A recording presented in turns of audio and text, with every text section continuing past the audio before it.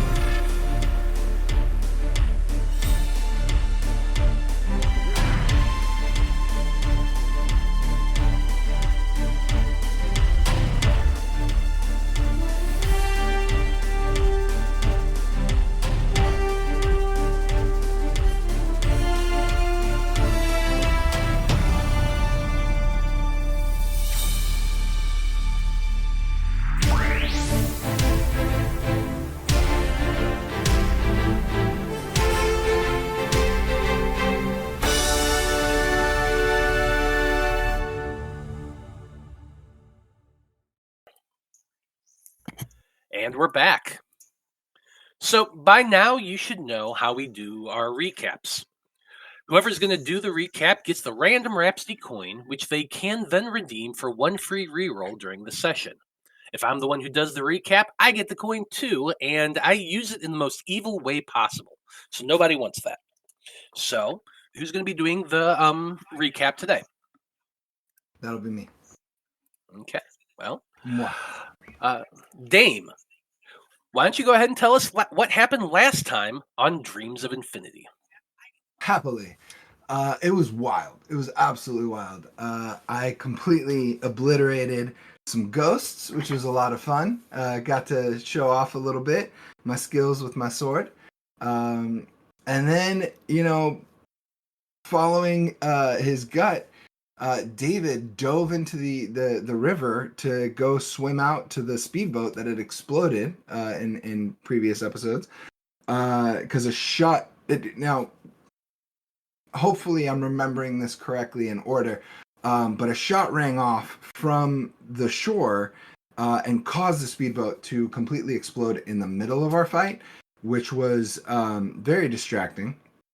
So David, in his infinite wisdom, jumps into the river to go investigate a burning boat and has to swim under a ring of fire to make it, and finds, I believe 2 dead bodies. So Aisha swam out there to help him out. They grabbed the dead bodies, brought them back like the heroes they are, and then hightailed it out of there. We all hightailed it out of there. I searched the truck, couldn't find anything, nothing of note. Some interesting ingredients in the bed of the pickup. Turns out all of these cultists were wearing like chef's whites, and so we're gonna have to check out that restaurant. There might be some interesting activity at the restaurant, some interesting cult activity. And then I think we all piled in my car, and I drove everybody home. And on the drive, I decided to call out the brand new Magi-Knight, trying to figure out just who he is, and essentially slammed on the brakes and was like, okay, who the hell are you, right? He gave us a quick description of what had happened to him, but it was pretty late, so we all decided to just go home, sleep it off. Salem and I met the next morning, and we chatted a little bit more. It was nice to get the first impression of him. He didn't do great at school, so I don't know how good of a student he is, but I really like him. I like the energy he gives off. It was a pretty good first impression. I'm not as threatened by him because he's so bad at school. He did mention having experience dealing with people like me. I wonder what he meant by that. Aisha decided to buy Yuna lunch as an apology for me opening my big mouth and completely forgetting that everything I learned about their conversation was in confidence. Melody listened to some gossip at lunch and tried to go find James Ronin. Was actually given the journal that he was reading, but couldn't find him, and instead overheard some guys talking about the explosion being caused by the mafia. She called them idiots in typical Melody fashion. Kat also listened to some gossip during lunch. There was an explosion at the lumberyard that killed Rob's uncle. Did not kill him, caused him to be blown back and hit his head, and caused him to I think go to the hospital. There was also on the security camera 4 teens snuck into the yard in the late afternoon, were caught on camera but never came out. Rob's uncle mentioned needing to save them, as he was waking up in the hospital. So might be something to investigate there. And I had lunch with Lacey Beckford, which was rather nice. I found out she lives with her mom. Her dad died when she was younger. She's socially recluse as she was growing up. And she used to date Levi Parker, of all people, the smoke show that I met at Aisha's bookstore, which, is pretty intimidating. But, I think they're cute. Maybe we could, find a way to make it all work. We'll see. And, that's everything that happened. Okay, there you go. There's the random Rhapsody coin. Don't forget to use it. It only lasts this session. Nice. Well, okay. Magi-Knights. So, today is Wednesday, August the 28th, and it's about 12:30 in the afternoon. You've all just finished your lunch break, which means that it is time to go and do your second block of classes.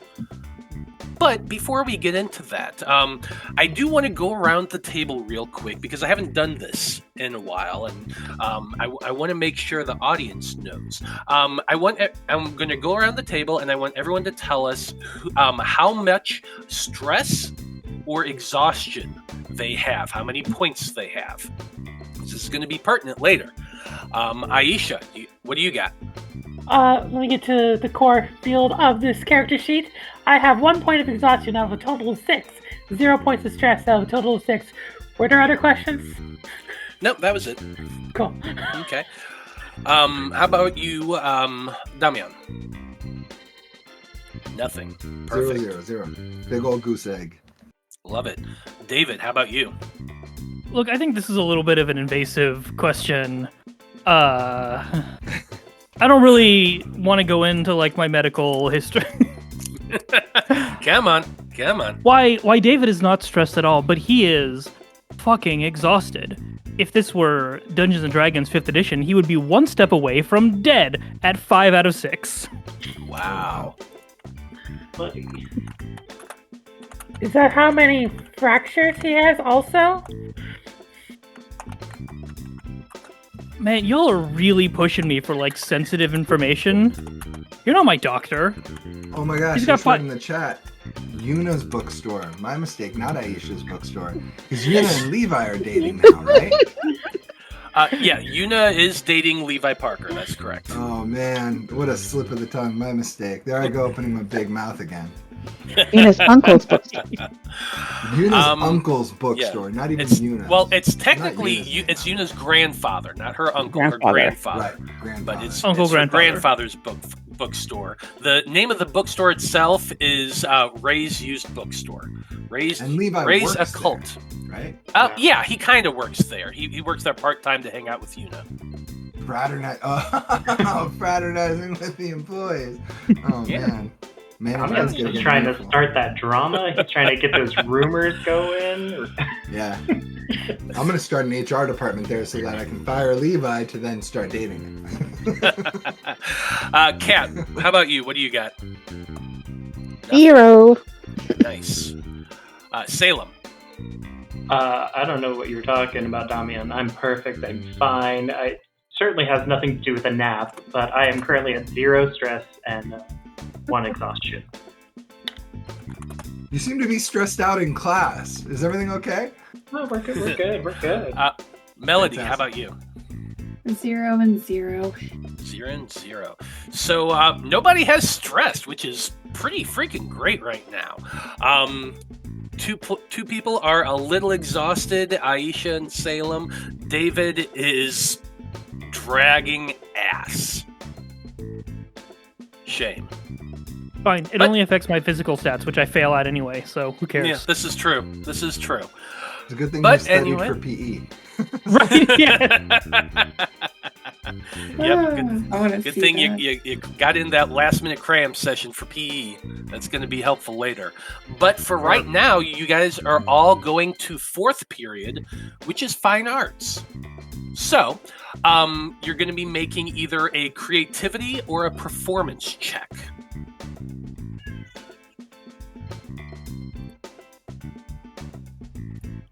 And since we're at school, I might as well just put you in the school.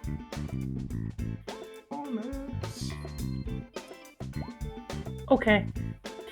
All right, The listen. dice are mad at us. Hang on a second. Wait. Creativity isn't on here. Scroll down more. Are you on the second set? Yeah. Okay. I go from coordination to deception. I don't have a creativity, Well, David has no creativity. which also tracks. Well, that would imply to me that you don't have any skill ranks in it, so just roll intelligence. So Okay. you have skill ranks in perform. I do.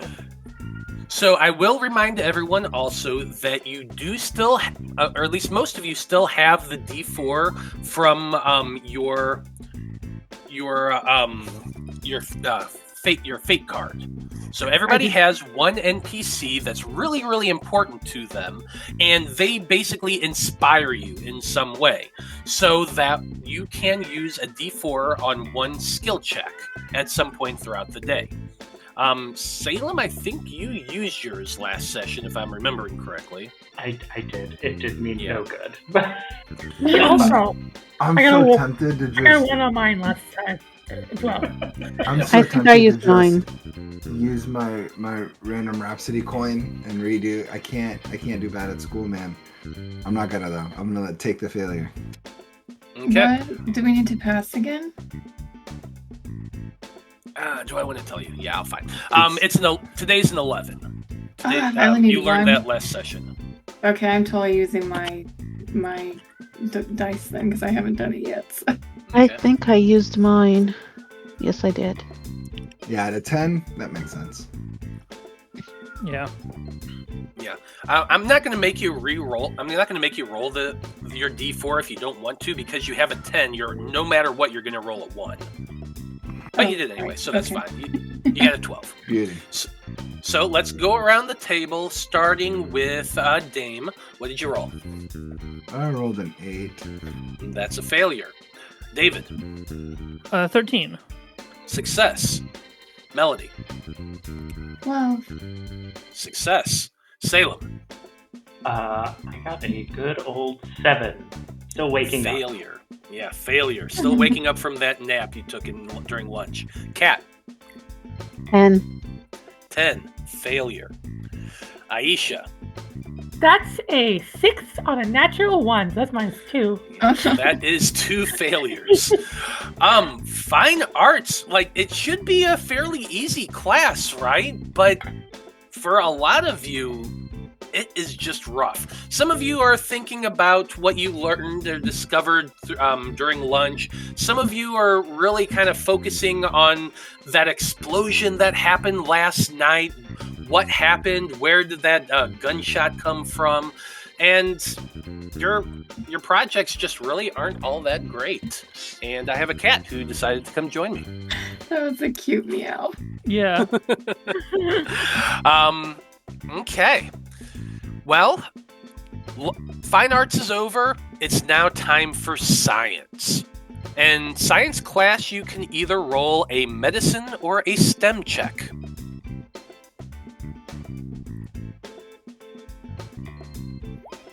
Ah.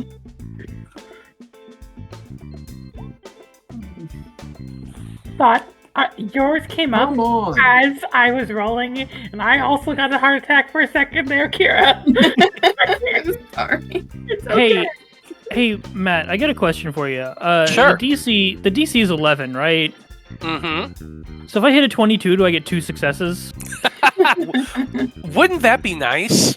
That is how math works, right?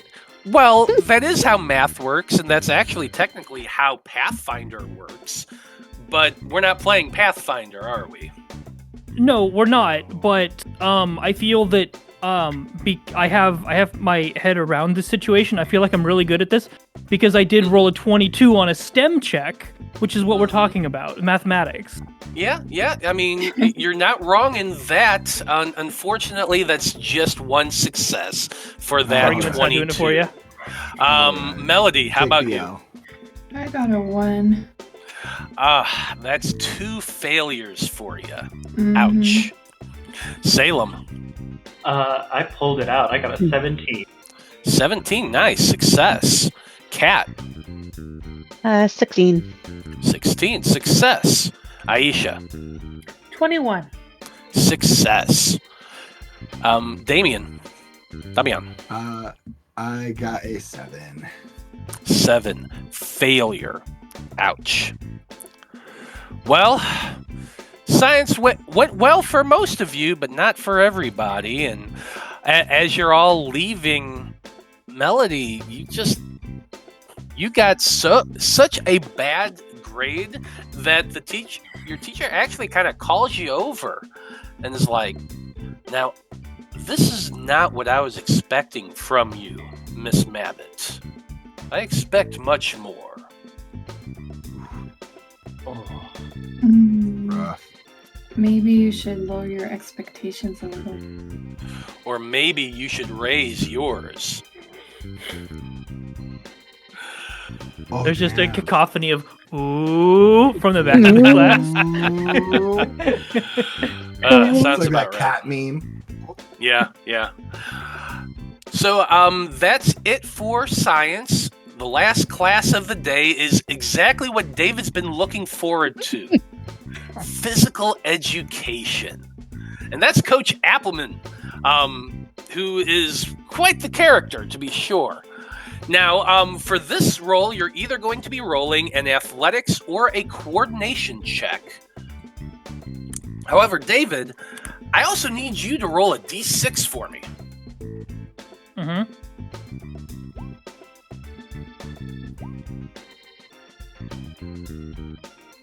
Oof. You needed a 5, right? Yeah, I have 5. Yeah, you have to roll a 5. Which So that- means that I am subtracting 5 from the roll, if I remember right. Yes. Correct. Okay. Yeah, so for the audience, that's how stress and exhaustion works. Stress works on your soft skills, your wisdom, intelligence, and charisma-based skills. Exhaustion deals with your physical skills, so anything that's strength, dex, or constitution-based.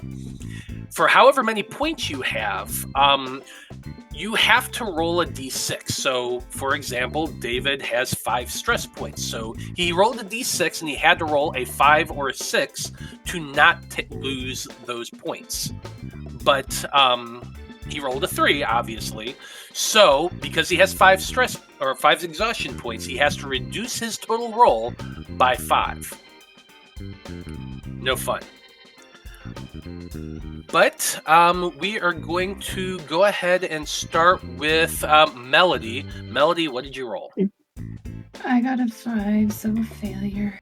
That is a failure. Ouch. Salem. 15. Success. Katrina. 26. 26. Success. Aisha. 17. Success. Damian. Dirty 20. Success. David. I'm gonna say all the math just so that people can follow it, because I rolled a 9 without any modifiers to it. Subtract 5 for the 5 stress for a 4. Add 4 because I studied for this class for 8, and then I rolled my bond die with the NPC Skylar for an extra 2, which puts me at a 10, directly below what I need. Oh Ouch. no! That is so rough. So that tried is so hard. indeed a failure. So, everybody go ahead and tally up your successes and your failures. Each failure negates a success. And we are going to start with Salem. Salem, what you got? I got 1 success. 1 success. That's not too bad. With 1 success, keep up the positive attitude. You're doing okay, but things could be better. So you have no change. Cool. Cat. I think it's 1 success. 1 failure, 2 success equals 1 success. Correct. So same thing. Keep up that positive attitude. You got no change to your status. Aisha. 2 and 2, so that's 0. 0. Yep. Same thing. Keep up the positive attitude. At least you're not losing anything. Damian. I got a -1. -1. Well, there's always tomorrow, at least. You are going to gain 1 stress point. Word. David, are you at 4? What? No. How many? What's your total? My total's also 1. It's also 1. Okay. Yeah. That's not terrible. There's always tomorrow. You are gaining 1 stress point. Melody. I got Wait, what? negative. No, positive 1. I thought you said -1. No, I am also at 1. Oh, you're also at 1? My bad. Yeah. Okay, so keep up the positive attitude. You got nothing. Yeah. Yeah. You got 1. You got 1, so no change. Melody? I got -2 all because of that 1 I rolled. Yeah. So it's just one of those days. You're going to be gaining 2 stress points. Okay.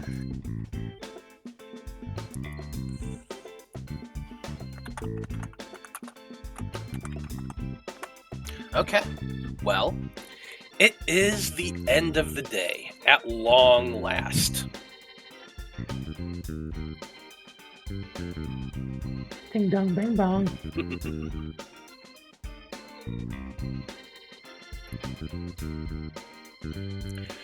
The day comes to an end, and you all find yourselves heading out of that last class. Some of you a little stressed out, some of you a little exhausted. That's the life of a Magi-Knight, you know? It's kind of how it goes. You all make your way to your lockers, gathering up your things to prepare for heading out and going to your free time activities. For a few of you, there is actually clubs that are going on today. There's the art club, there's dance club, and there's the newspaper club. Other than that, for those who aren't going to clubs, you have your free time activities that you get to do, which I will send you over now. There you go. So, while you're all looking at that, Kat, are you going to be going to your dance club today? Yep. Okay. Have to figure out how that works, but yes, I'm going. Yep. Well, I've got the club folder or file for that too. Which I have 2 of them now that I'm looking at it. But the second one isn't really that big of a deal. There's also talk of someone going to the newspaper club. Melody, are you planning on doing that? Yes, I am. Okay. So dance practice probably happens in one of the smaller classrooms on the first floor. The newspaper club meets on the second floor in one of the upstairs computer labs. As for the rest of you, Salem, Aisha, Damian, and David, what do you plan to do for your free time? I'm going to converse with the Herald. Okay. Do you have anywhere in best friend? No, that's fair. Is there anywhere in particular that you want to do that? Are you going to do that at school, or do you want to go somewhere else? Go try my luck at the library again. Had a good thing going with the book and pretending I was reading a book, but I was actually talking to the Herald. Hopefully I do not get distracted by conversation again, aka I don't roll below a 12 on my mysticism check. Fair enough. Dame? I'm undecided. I'd like to see what friends are doing, to be social. That's fair. Hello. I mean, I was actually going to see if whoever's free wants to come over to my place, and because I would like to actually chat and kind of get filled in a little bit stuff, so I don't know if that would count as like hang out with a friend. But yeah, that's possible. So you don't necessarily have to do it as hang out with friends. If you can think of another way to incorporate one of the free time activities into hanging out, you can do that. Like if people go together to do the same activity, that's kind of included into just spending time with them. So you don't necessarily have to just do that. If we hit up the arcade or go out to eat, those are the 2 that I was thinking about doing. Or maybe going to the movies. I just want to heal my stress point, to be frank. Sure. David, do you know what you want to do? Maybe. So I have a feeling I'm forgetting something, and for whatever reason, I feel like this was Los's idea. So tell me if I'm crazy or not. Was there some reason that I needed to talk to Lacey? I don't think so. Okay. Never mind. So I will. I'll chime in on that one, David. That's not something that that Dame would have mentioned to you. That's something that James said to you when you had That's right. Walked home from school with him on that first day. He made a mention that Lacey had been looking for you. Okay. I don't know why. Go to the arcade. Yeah, let's all go to the arcade. Oh, okay. I'll find Lacey and see if she wants to go, and that way I can just make it happen. Okay. Can I ask something about, I think our first or second episode real quick? Mm-hmm. So So I was reading the free time phases and like hit up the arcade, and it has the like different range of numbers of like you can get a shard of rarity or a gift or a budget tally. Is the teddy bear that I got for Lacey, would that count as a gift worth X amount of social points? No, that was something completely different. That was just a part of the role playing.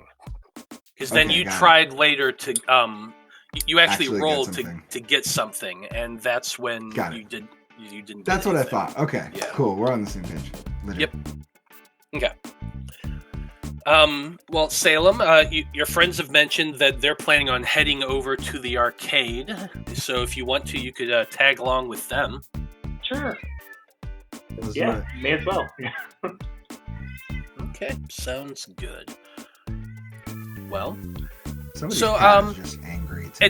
it's mine. She got let out of. I normally keep her in the other room. She got let back in here when my partner came in here, and so I'm just gonna wait until we go on break, and then I'll move her out. Anyway, well, let's see here. I think the best thing would be, let's start with Kat at your club, because that would probably be the easiest thing to start with. Here's how clubs work. Basically, you have there's 2 different days that you can go to do your club. You have to go to at least one of them throughout the week to maintain your good standing in that club. Let's see, I can't remember if yours is a funded club or not. Can you remind me on that one? It counts as a sports club. So okay, so funded, that is a funded club. Okay. So for the sports clubs, at the start of the club, you have to decide how actively you're going to be participating. You can go full throttle, which is going to gain you an exhaustion point, but it gives you an extra club tally. You can moderately participate, which is going to add a 10 to your growth check, because we're going to be rolling to see how well you did today. You can do bolsterous support, which means that you're going to gain a social point with a club NPC of your choice. Or you can take it easy, which reduces your stress and exhaustion points by 1. You good so far? Yeah, I don't have any stress or exhaustion, so I don't need to worry about that one. What do club tallies do? The club tallies, they basically help determine how advanced you are in the club. So, let's see here. If you look at the Clubs 2 handout, it explains it. It's how you can become like the club vice president or club president. Okay. Yeah. I think Kat is slightly distracted from lunch and not doing well in fine arts, so I will do moderate. Okay. So with that moderate participation, you head over to the club. The dance club, like me, Matt has never done dance, but I imagine it's mostly practicing your routines over and over and over again, learning new moves for that routine and that sort of thing. Does that sound about right? I think so. Okay. So you head to your club. The day goes, for the most part, rather well. Not too much really of note, other than you spend your couple hours of free time practicing your moves, maybe getting in some extra ribbon work. That way you can practice that for your being a Magi-Knight, that sort of thing. And by the end of it, you've worked up a sweat. You're a little tired, but overall you're feeling pretty good about your day dancing. So I'm going to need you to roll a D100. You get to add 10 to this roll because you moderately participated. If you roll a 50 or higher, you're going to gain 1 tally. Ooh, nice. I rolled a 74 plus 10, so 84. 84, very nice. So yeah, you get to add 1 club tally to yourself. And then the last thing I need is you to make a athletics check. Athletics. According to this, athletics con, so it's specifically telling you to use con. I don't know how to do that. I just have an athletics thing, which uses my dex. Just roll a d20, then add your proficiency from your athletics plus your Plus your con modifier. Aren't you mastered and you took the bonus from your element too? Mm-hmm. So you'll just have to do it manually. I don't know how. You can also click on the little gear to the right side of the skill, and that'll open up a toggle that you can change from dex to con. Okey-dokey. Oh. But I'm so much better with dex. Don't know what I got. Oh, nice. Windows open. I can't see. Oh, Oh, I got a nat 20. Okay. 25. Wow, very nice. So good news is you're not getting any exhaustion. That's always helpful. And you've gained 1 club tally. So overall, your day at dance practice went very, very well. Was that another club tally? Yeah, you do get to. You do add. You add 1 club tally just for participating. Okay.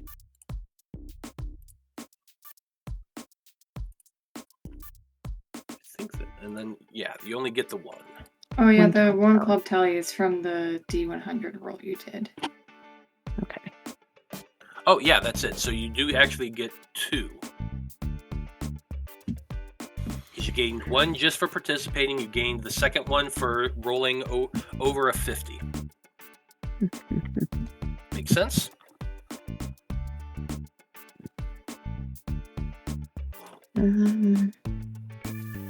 Sorry. I'm all on one screen, so I have so many tabs open. Yeah, no worries. No worries. Okay. Next off, let's go to everybody who's going to the arcade. Now, Dame, you said that you wanted to look for Lacey and invite her as well. So give me a perception check. Oh boy.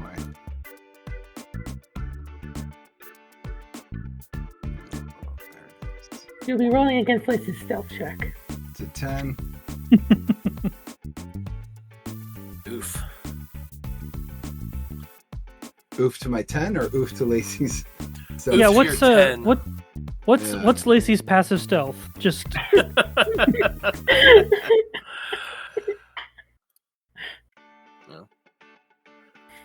Yeah, I think 10's enough.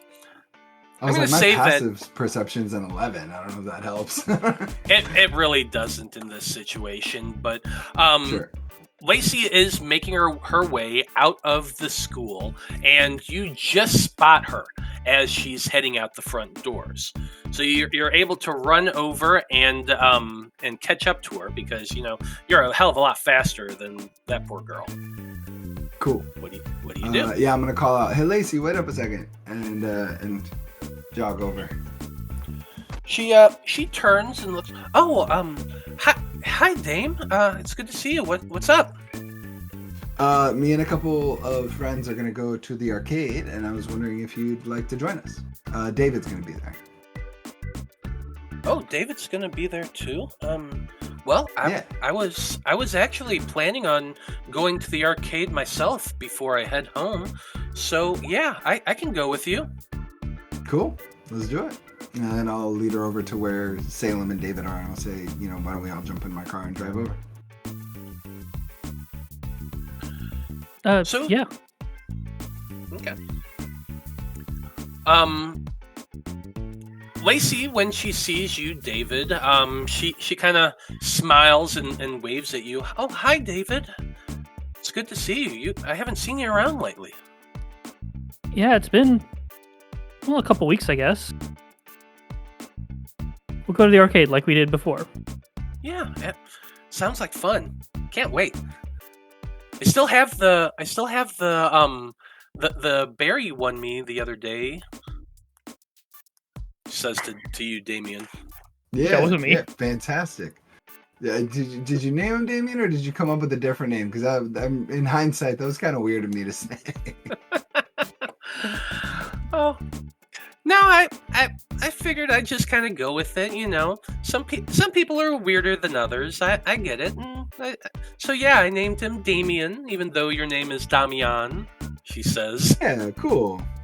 I dig that. All right, tight. You all pile into your family car, Dame, and you head over to Bright Crystal Arcade. Awesome. As always, it is packed with students. It's one of the more popular hangouts for Coltrast kids, and the fact that it's pretty close to the school definitely helps that out. I would like everybody. What's that? Sorry for interrupting. I can remove a stress point for going here. Yeah, let's take a look here real quick and see what all you get. So yeah, your group all have a great time playing around at the arcade. You get to heal 2 stress points. And you never know, you might actually win something from that crane game. Everyone gets to have 1 free roll at the crane game. If you roll above a 70, you're going to get something. If you roll below that, you're not getting anything. That's just how the crane game works. But your lovely, lovely Harold absolutely loves items from the crane game. He will trade very powerful items for anything you might win in there. So it's always nice. I have so many. We're all rolling D100s? Yep. Okay.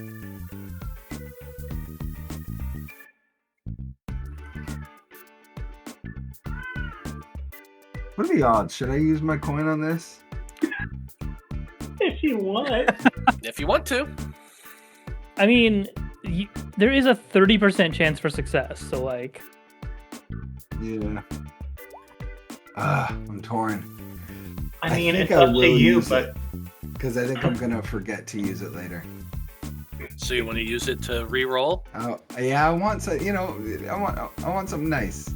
I want something nice from the crane game. Fair enough. So there you go. Redeem that random Rhapsody coin, and you can re-roll that D100. Oh, God, it's going to be so embarrassing if it's low. Oh, so close. Yeah. You were this close. Like, What do I need? I need a 70? You need to roll at least a 70. So Lacey's But I can't there, use my kind of. D4. Not for this, no. No. Okay. It's for still. All right. Well, It's what is a crane game but a conversation between man and machine? Is this not a social check? No! Never mind. I'm not going to ask the Herald about your fractures. Never mind. Yeah, I'm I good. think we I'll all take just the L. collectively groaned from that one. I'll But- take the L. You're trying. You get the claw lined up just right. It has something for like half a second, and then just slips right through the claw. That's frustrating. Salem, on the other hand, when it comes up to your turn, you see a small little item that's kind of propped right on top, and you're like, ooh, I think I might be able to get that. You maneuver the thing around, you hit the button, and you manage to get a small little tchotchke out from the crane game. Nice. Believe it or not, this is my first time in an arcade. Oh, really? Oh, that's incredible. I can't believe you won on your first time then. That's actually the second time I've ever seen that happen. We had Levi, the other Levi, he got something the last time we were all here too. It was really impressive. Where is Levi anyway? I haven't seen him around the last couple days. Oh, and hi, by the way. Hi. No, it's fine. Nice to meet you. I'm Salem. Second day here, or first day here, I guess. Pleasure to meet you. Nice to meet you too. I'm Lacey. I'm gonna whisper over to Salem. She knows about us, by the way. As well. What else would there be to know about us? About us collectively, the three of us, and like, yeah. Oh, wait, yeah, he's one of us. You're a Magi-Knight too? Is that what we're called? Yeah. I mean, I guess, yes. I suppose if there's no hiding it, I'm not gonna try to mess around with you. Yeah, I suppose so. If everybody's okay with being open about it. She knows what's going on. Her and David go way back. And David, actually, Lacey said she was looking for you. Do you all need to go talk? Yeah, probably. Is it private or? Never mind. Let's go. Yeah, she kind of hesitates for a moment, and then finally she says, "Well, I mean, I guess if the two of you are like David, I guess I can tell you too, but we probably shouldn't talk about this inside. Let's go out to let's go out back real quick." Sure. Why don't we go for a walk? We'll just take a little stroll. Yeah. Mm-hmm.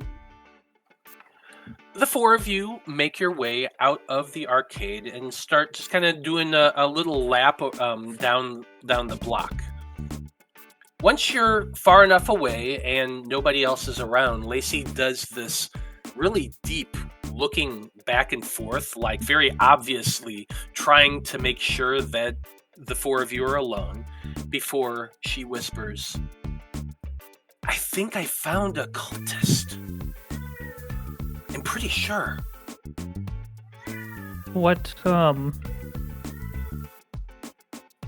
makes you think so? Well, it's ever since summer school started. I don't know if you know, but they hired a new janitor at school. I had to do summer school, and so there weren't a whole lot of kids, but every time I would go anywhere in school, I would turn around and there he is, just watching me. Ugh. That's reason I would go to class and come out, and there he is down the hall, pretending to sweep or something, but giving me really, really dirty looks.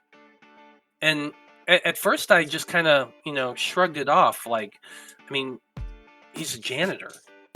He probably hates his life as it is, but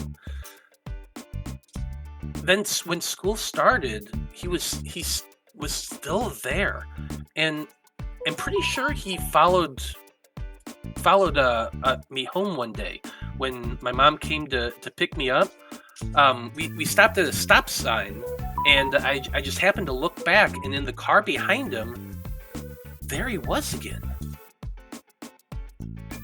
I just get really, really weird vibes off of him, and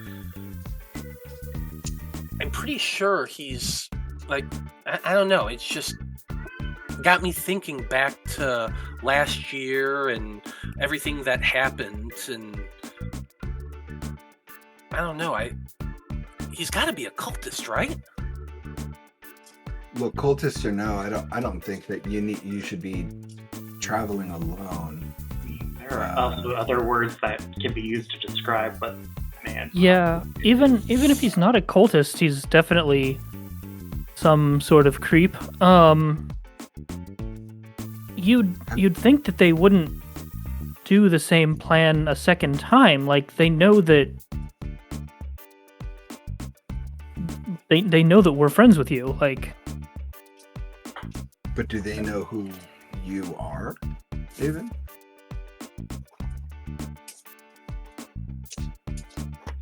I mean, you've seen the costumes. They don't really cover our faces, I would assume. So I've kind of always been working under that assumption.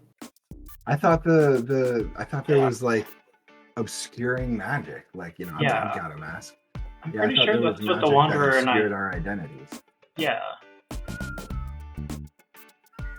Trust me, this is not a state you would forget. So. Yeah, quick metagame question. I thought though there was like a dividing line between like. There definitely is. There definitely is. I just don't think David's ever been told that. I think we completely glossed over that in season 1. Noted. Wait. Sorry, the Wanderer was very clear. Don't tell anyone you're a Magi-Knight. If people can know who we are just by looking at our faces when wearing full armor, then what's the point of not telling anyone? Well, because limit the damages. I mean, these people, the people that we normally fight against are like under mind shenanigans, and they don't know anything when we knock them out and they wake back up again. So that's not really an issue. But okay, and the amount of autographs we'd have to give during the day. There are a few who have gotten away, and I just kind of assumed that. I could be wrong. The Wanderer. I want to find out. I want to know how this works. I think what we're going to do is we are just going to take a 10-minute break, folks.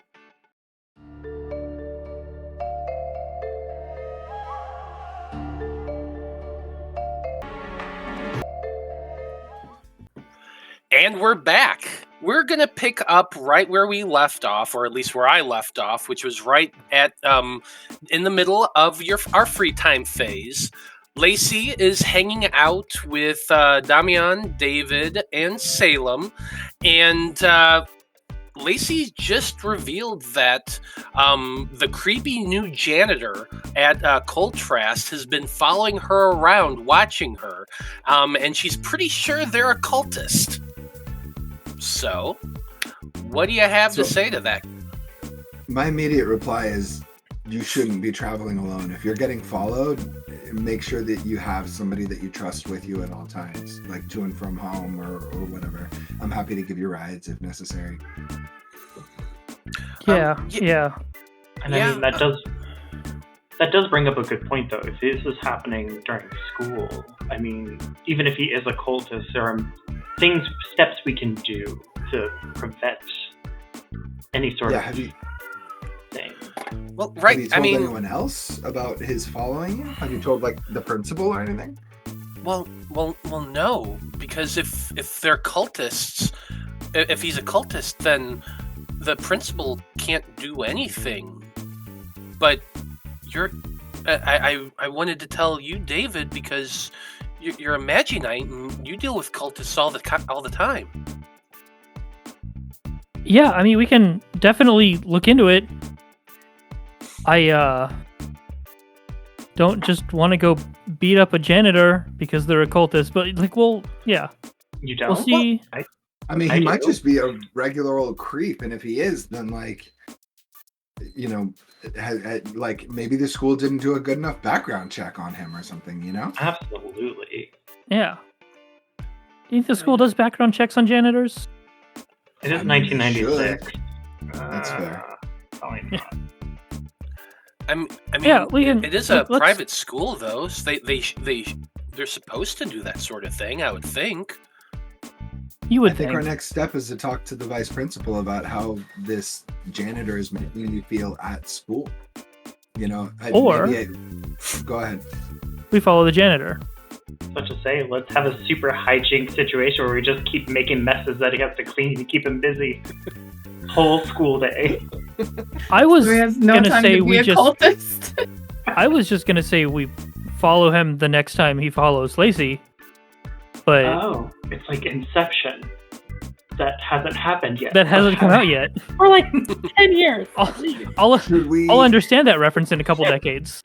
Should we try to like let Lacey kind of walk home? Like, Lacey, do you walk home? Do you take the bus? Like, how do you get home? Oh, well, it depends on the day. Most days, my mom comes and gets me, or she'll come and get me from the arcade, and I usually just walk to the arcade.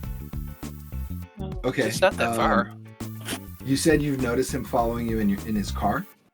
Well, that was the last time. Yeah, my mom came to pick me up from school, and we were heading home. And when we stopped at a stop sign, I looked back and saw him in the car behind ours. Okay, so you'd recognize his car if you saw it. Mm-hmm. I guess what I'm wondering is if we let you like kind of walk home from school, or like walk to the arcade alone and like kind of set a trap and see if he follows you, and if he does, you know, the rest of us can confront him and see why he's following.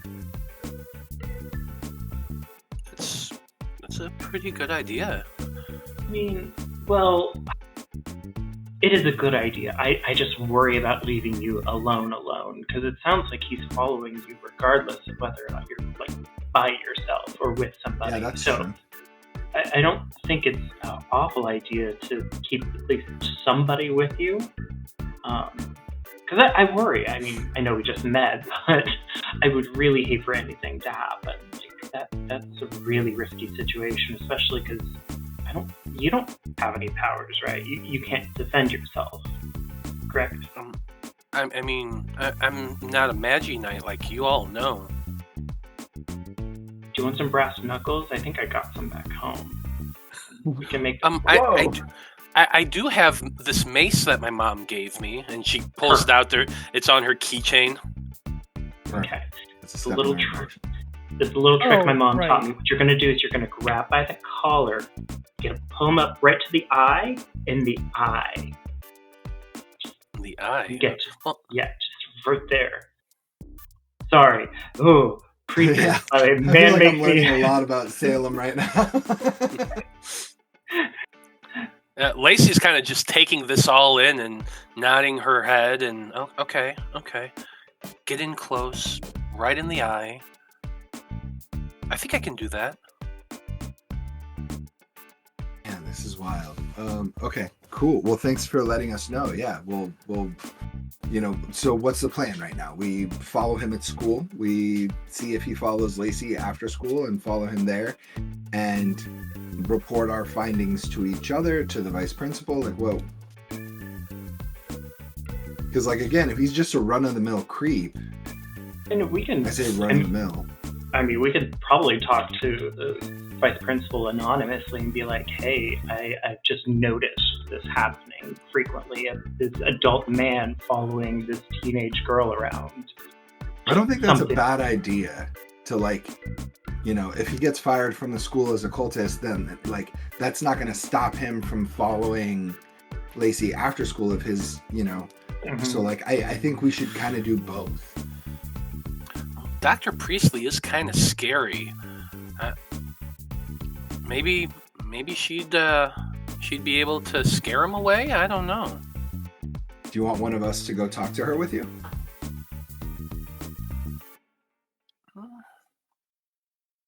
Maybe. I don't know though, because I'm worried. I still am fairly sure he has to be a cultist, and if he's a cultist, then telling the principal really isn't going to do anything. Can't they just use their powers or whatever? Well, I mean, that would also give us proof.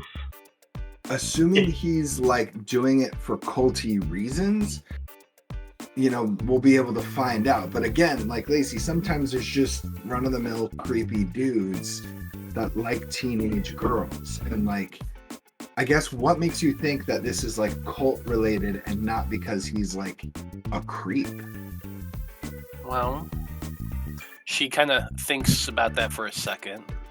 Well, I mean, usually when the last time things happened to me, it was because cult took an interest in me, and well, they were following me because because of Chrysanthemum. So I don't know. I just assumed that if someone's still following me around and watching me, it has to be related to that. I'm sorry, Chrysanthemum?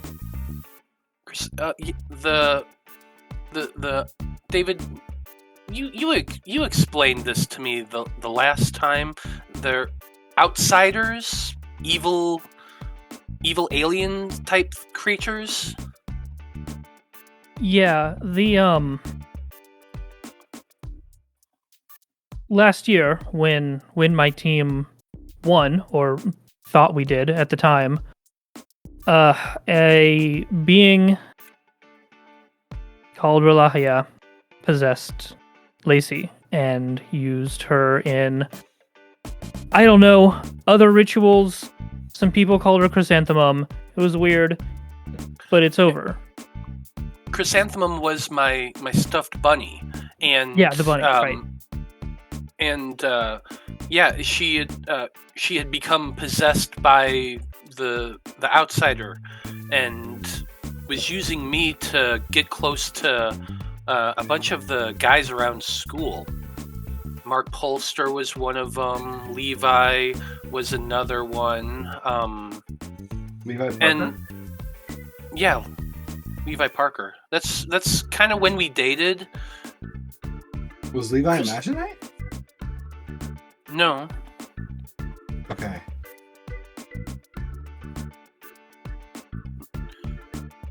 So, and she kind of breaks it down a little bit for you all. What happened last year was her stuffed bunny Chrysanthemum started talking to her. At first, she thought it was like her imaginary friend was coming to life, and all she wanted was to find somebody to love her. Chrysanthemum started helping her and told her that she would find her Prince Charming, and so she kept going on dates with guys that just seemed unnaturally attractive. Well, at first they were just attracted to her, she was attracted to them, and everything went well, but they started getting more and more and more possessive, and Mark was one of them, Levi was another, there's a couple others, and they kind of got taken over by Chrysanthemum. They were being kidnapped and being brought back to wherever it was she came from, but the Magi-Knights showed up and stopped it before it could happen. That's when Chrysanthemum showed her true form, which was kind of a giant spider-like creature. Oh, cool. Mm-hmm. Yeah. Wow, fantastic. And so do these guys have any memory of this happening to them? No, none whatsoever. Got it. David and his friends let me keep my memories. They said they wanted to make sure that I didn't do it again. She kind of chuckles at that. Yeah, no, that makes sense. Okay. I can see I can understand the worry now. It's very understandable because, with the past, it is possible that they could be after you again. You have a tie, a closeness to them. So maybe there's some residual reason for it. But regardless of it, I do think we need to go to the principal and talk about it, because two things that can happen. One, he is a creep, and then she can deal with it and he's gone.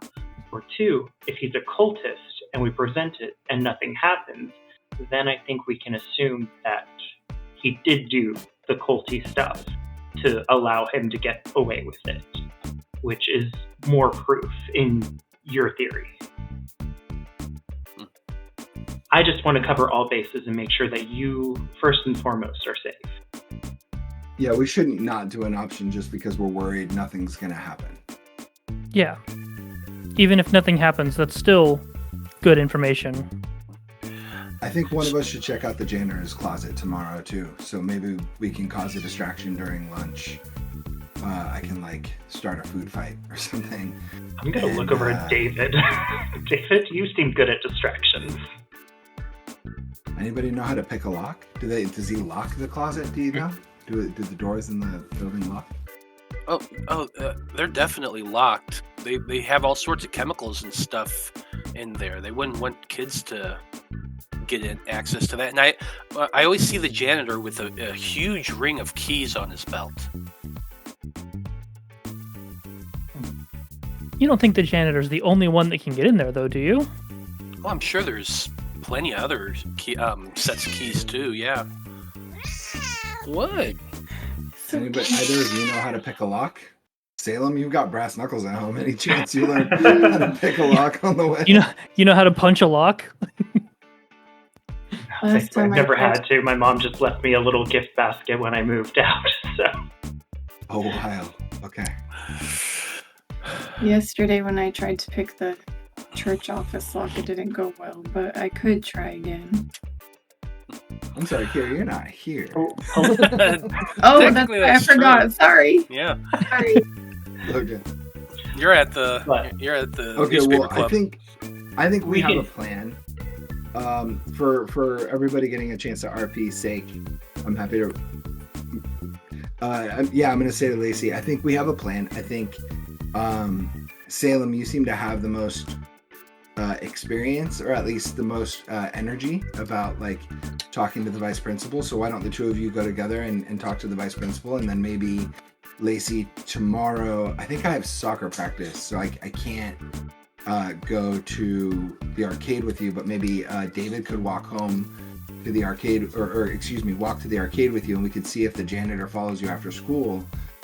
Or if he stays after school, we could see, I could give you a ride home after soccer practice and see if he follows us. And if he does, then we can confront him.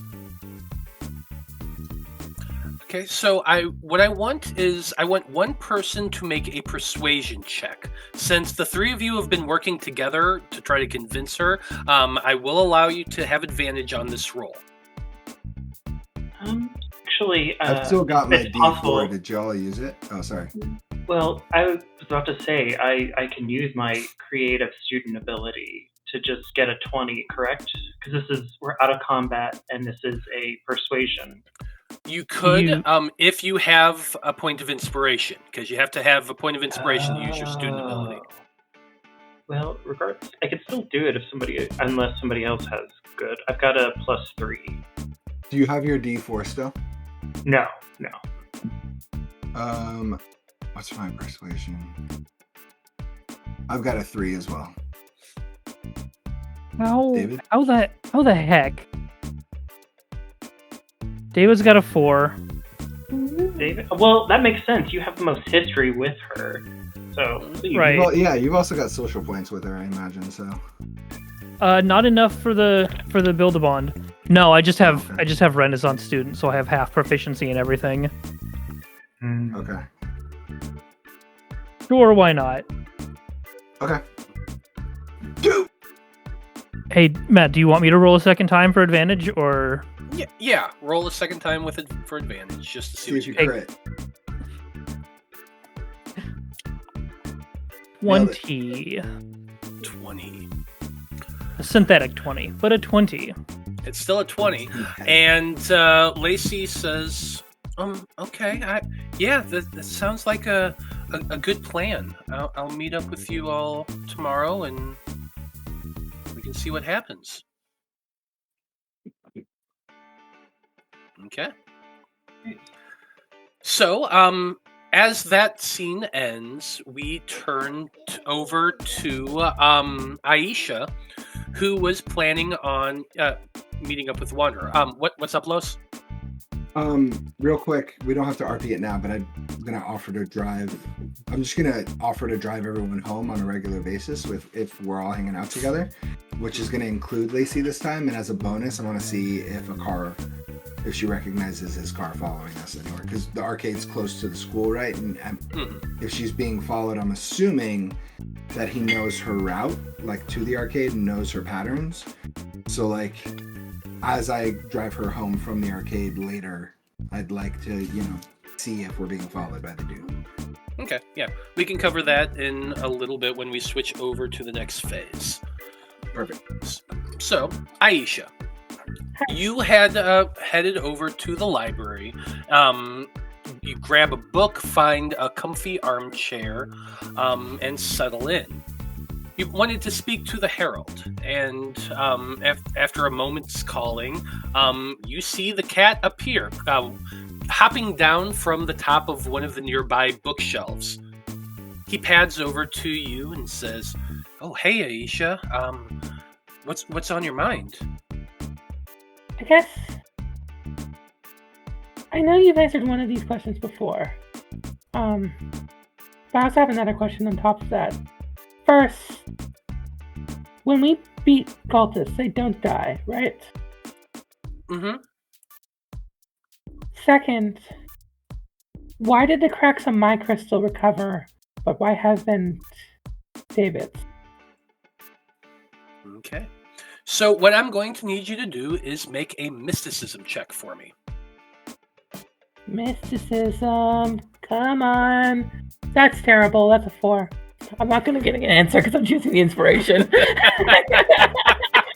So you're taking the point of inspiration instead. Yeah. Okay, so for those of you watching, whenever a player converses with the Herald during their free time, they're attempting to gain extra knowledge regarding the stuff that's going on.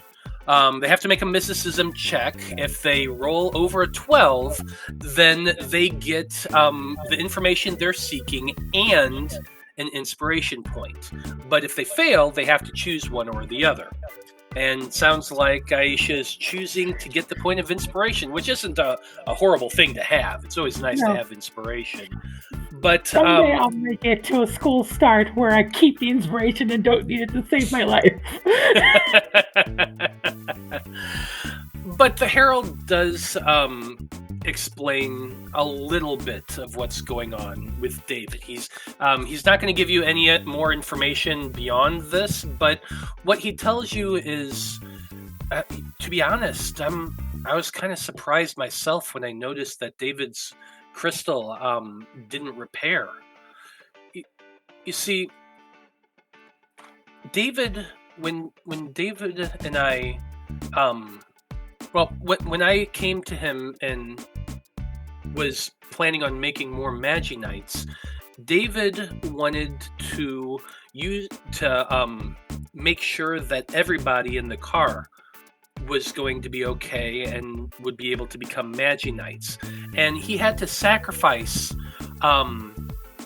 He had to sacrifice all of the gloom gems that he had collected over the last year, but the problem with that was that the gloom gems are the residual spectral energy left over from the outsiders.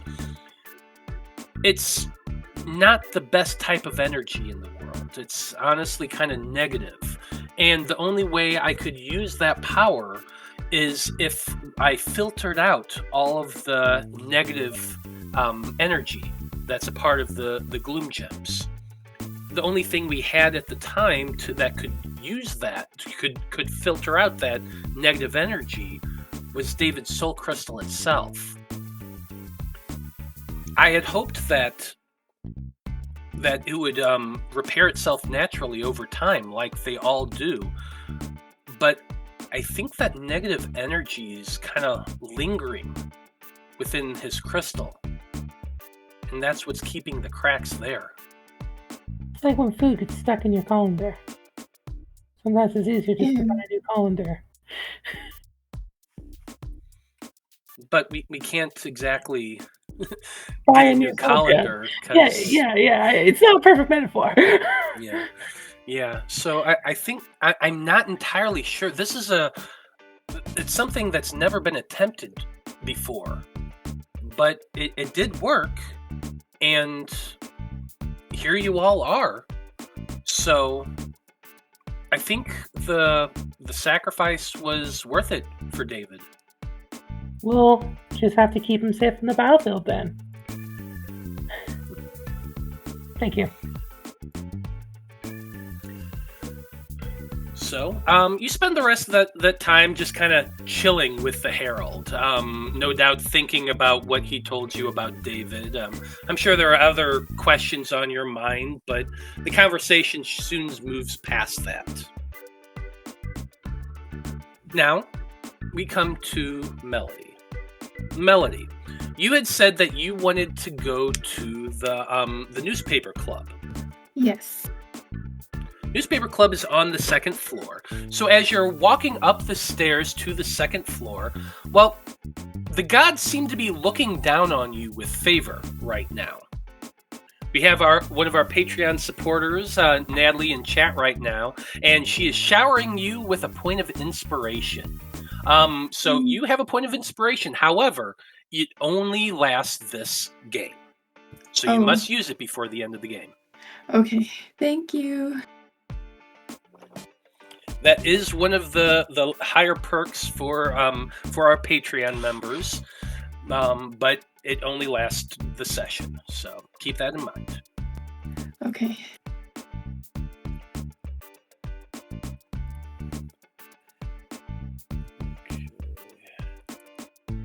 Now, as you make your way to the classroom, you can see that through the door that there's about 3 or 4 kids in there working on laptop computers as you first walk in.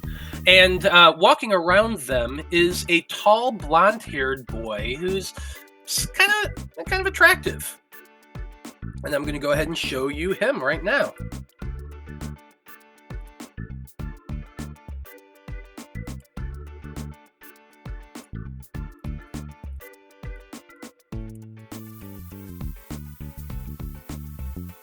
There you go. Oh, he's pretty. I'm not sure if you know this kid personally, but you at least know probably who he is based on the fact that his name's in the school paper. This is Mark Polster. He is the senior editor here at Coltrast for the computer or for the newspaper club. And as you walk through the door and kind of look around, he spots you immediately and comes walking over with a big grin on his face. He's a tall dude. He's about 6 feet tall. He has sandy blonde hair, very light-colored eyes, and he's giving you this big toothy grin as he approaches you. He says, "Oh, hi there. Hi, how are you? How's it going? I don't think I've seen you here before. Are you looking to join the newspaper club?" Yes, I am. Are you looking for someone to do sketches or drawings for the newspaper? He kind of thinks for a moment. That would make for some interesting article editions. Normally we just take a picture or something, but having some sketches would probably make things pop a little bit. So yeah, I don't see why not. Okay, well, then I'm the person for that. Okay. Well, let me kind of show you what we got going on. And he kind of walks you around the classroom a little bit. There are 4 students in total there. But none of them are James Ronin, the guy you're looking for. There is. Do you want me to name them all, or do you want to just kind of move past? Because I'm not sure how interested Melody would be. Yeah. No, if it comes up later, like if they talk to me or something, you can, but you can skip it for now. That's fine. Because I imagine you're more paying attention to the fact that James isn't here. Mm-hmm. Mark walks you around and introduces you to the 4 who are there. They're working on different articles. One of them is has like Page Builder out and is trying to format the next newspaper. And Mark is just kind of going around. Okay, so this is where we write our articles. Once all the articles are written, we set it up here on this computer and just try to figure out where they can fit. I typically assign the reports that I want for the paper, but our teacher advisor often assigns us articles to write as well. He's actually he had to go make a phone call. That's why he's not here right now. This is pretty much it. We only have a few members here in the club. We have one more person, our junior editor. He was here earlier, but he had to step out too. Go ahead. Do you know if he's coming back? James? Well, he said something about an internet issue. And he said he was planning on heading down to the electrical room to try to sort it out. That was like 15 minutes ago. I'm sure he'll be back at some point. He usually at least pops in to hand over what he's working on. He kind of comes and goes as he wants. Okay.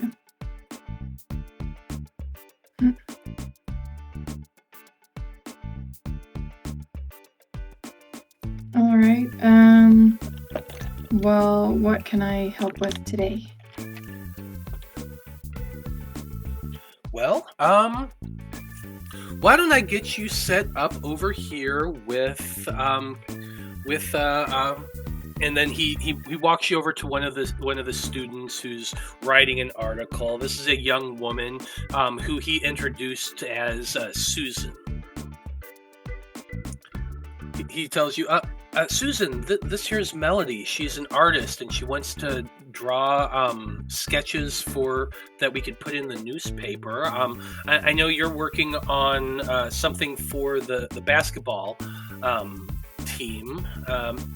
Maybe you can kind of collaborate with her and figure out a little bit what you can work on.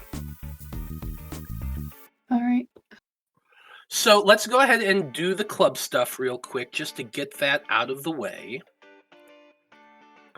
This is a funded program, but it's more, I don't know. I'm going to let you decide on this one. Do you consider this an academic type of a club or more of a hobby type club? To me, it would be academic because it's kind of required at the school. So yeah. Okay. I'm down for that. So, since it's academic, you can choose one of four things. You can either do full concentration, which is going to gain you a stress point, but also gain you a club tally. You can do the moderate participation, which is going to add a plus 10 to your growth check.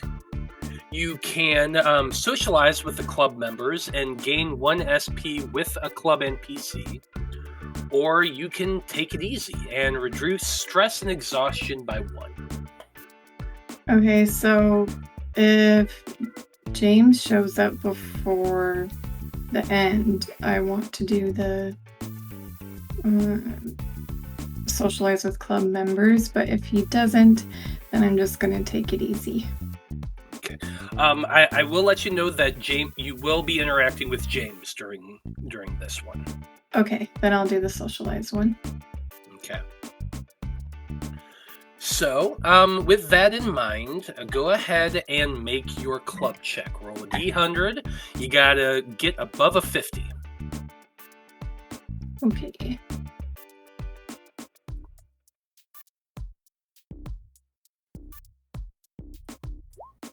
Yay, 70. 70, that's a success. So you gain 1 club tally. You also need to make either an academic arts or a STEM check. Okay. Ooh, 18. Nice. Good news is you did not take a point of stress. Okay. It's actually going to come up here in a little bit. So, About halfway through your club time, you see James step into the room.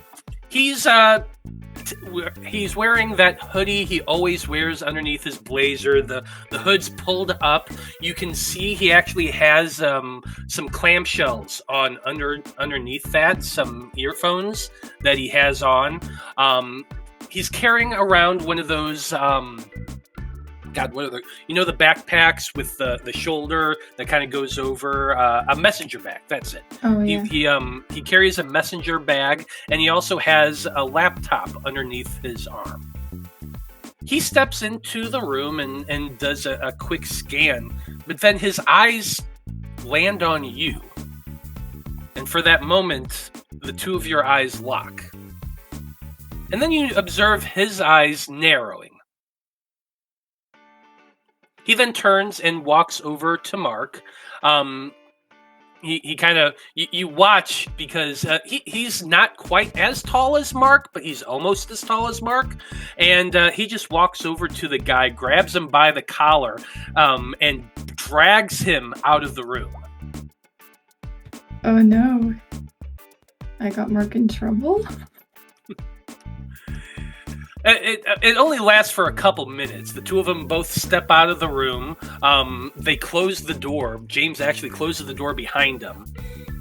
And then about 5 minutes later, they both walk in. James then walks directly over to you, Melody. And Susan looks up at him as well. And you can just see like this kind of look of irritation on her face as he's approaching, but he just looks directly over her head at you, and he says, "So you're the new artist, huh? Come on, I got a project for you." Oh, okay. I'll follow him. You get up and walk and follow him. He leads you out of the classroom and closes the door behind you as you both step into the hall. Without really saying anything, he just starts walking. Do you follow him? Yes. He leads you to the stairwell, but instead of going down, he goes up, walking up the stairs towards the roof access. There are 3 different stairs in Coltrast Academy that, and only one of them go up to the roof. So it kind of surprises you at first as he leads you up there. Students aren't normally allowed to go up there. Students aren't allowed up on the roof at all. But without really making any comment or anything like that, he just walks up the stairs, goes straight to the door,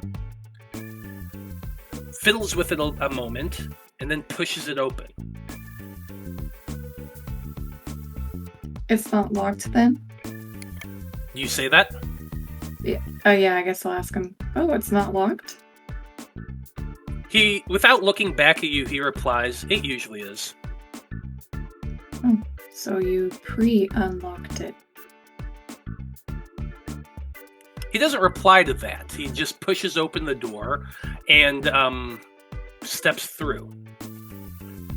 Now, up on the roof, the rain has finally stopped. It stopped towards the end of the day. It is still, however, quite wet up there.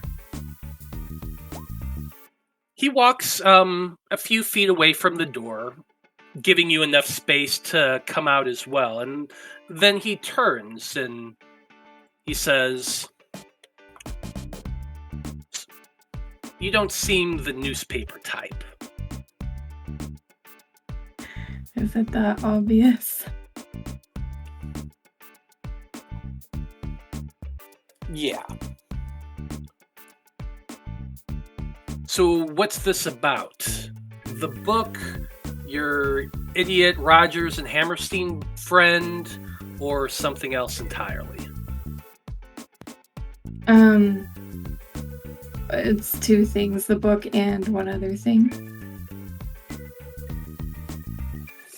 He just does this long, deep sigh.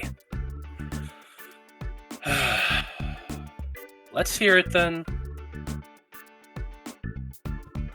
Okay, well, I wanted to ask, and I take out the book, and I show him the two bloody fingerprints in the back, and I say, did you make these marks?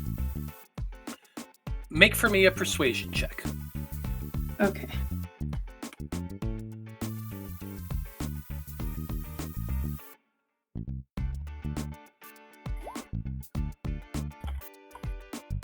Oh man. I don't want to use my inspiration. Yeah, I think I'm going to reroll. Okay.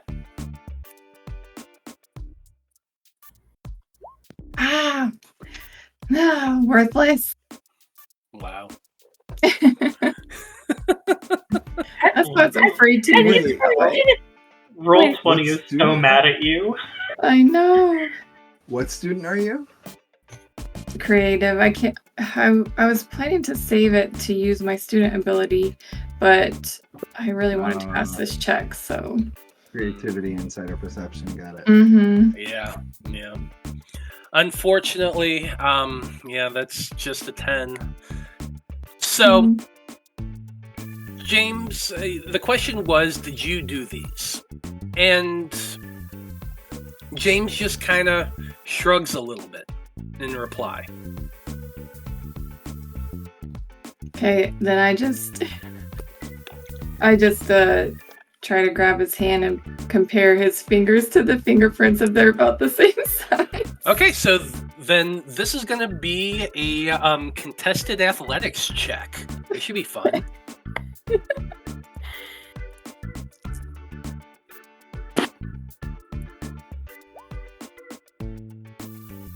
Oh, why am I rolling so bad? Gosh. So, I don't know why that was to GM. Here's the funny thing. We both rolled a 5. What? However, I nat 1'd it.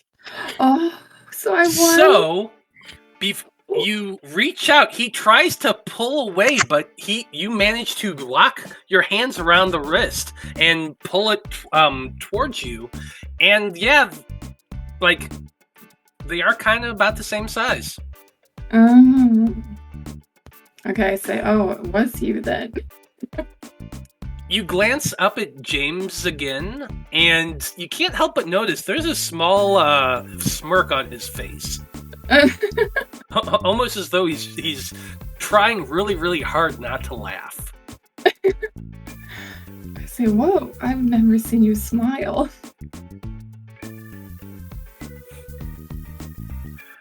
You're cute. I'll give you that one.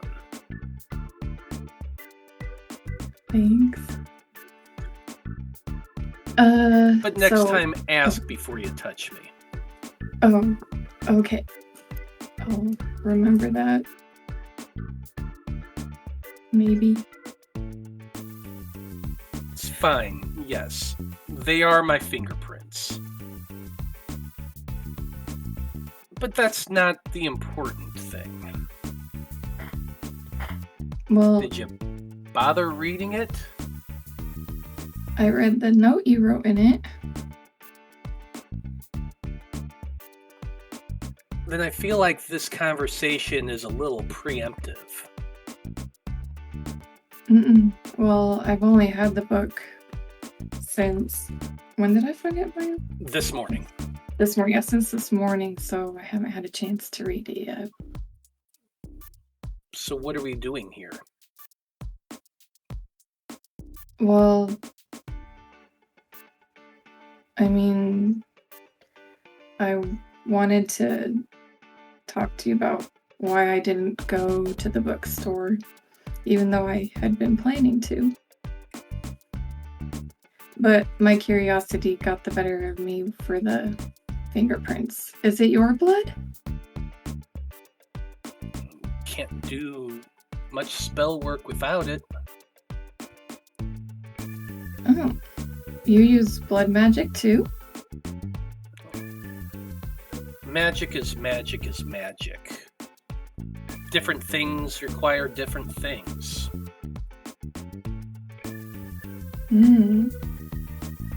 So, you use different kinds of magic? Well, we all use different kinds of magic, don't we? Or at least your lot does. Me, I just... And he kind of thinks for a moment. I just do what needs to be done.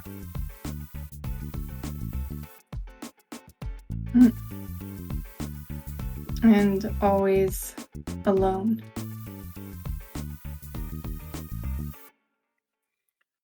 We all have our parts to play.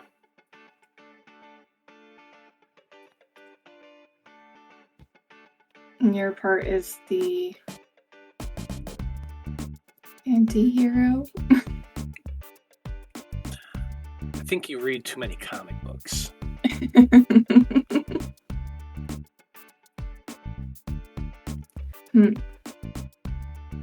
All right, well, I'm sure you know a little bit about the church that we are investigating. I was planning to go to the bookstore the next day, but I guess I kind of insulted you or something by not going. It's more that your South Pacific pal decides to start mouthing off about things they really have no business mouthing off about. Am I down on the soccer field showing him how to dribble? No. I do my thing. You do your thing. Well, you do seem to be able to handle yourself.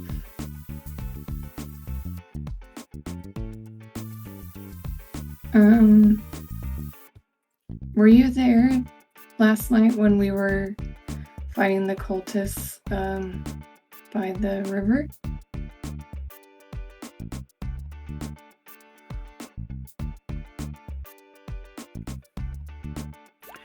He shrugs again. And no, South Pacific is the name of a movie. That's the Rodgers and Hammerstein reference. Oh, he wasn't being racist. No, he wasn't being hear racist. You, but like, what does Damian have to do with South Pacific? I thought Aisha was the one that he was referencing when he said Rodgers and Hammerstein. No, he's talking specifically about you, but you're not there. I'm not there. I'm not there. I didn't think he was being racist either. It was just when I saw that, I was like, oh. But yeah, that threw me for a loop too. No, Matt was referencing a freaking play in a movie. I hear you. Gotcha. Anyway. Okay. So, to answer your question, was he there last night? His response is just a shrug.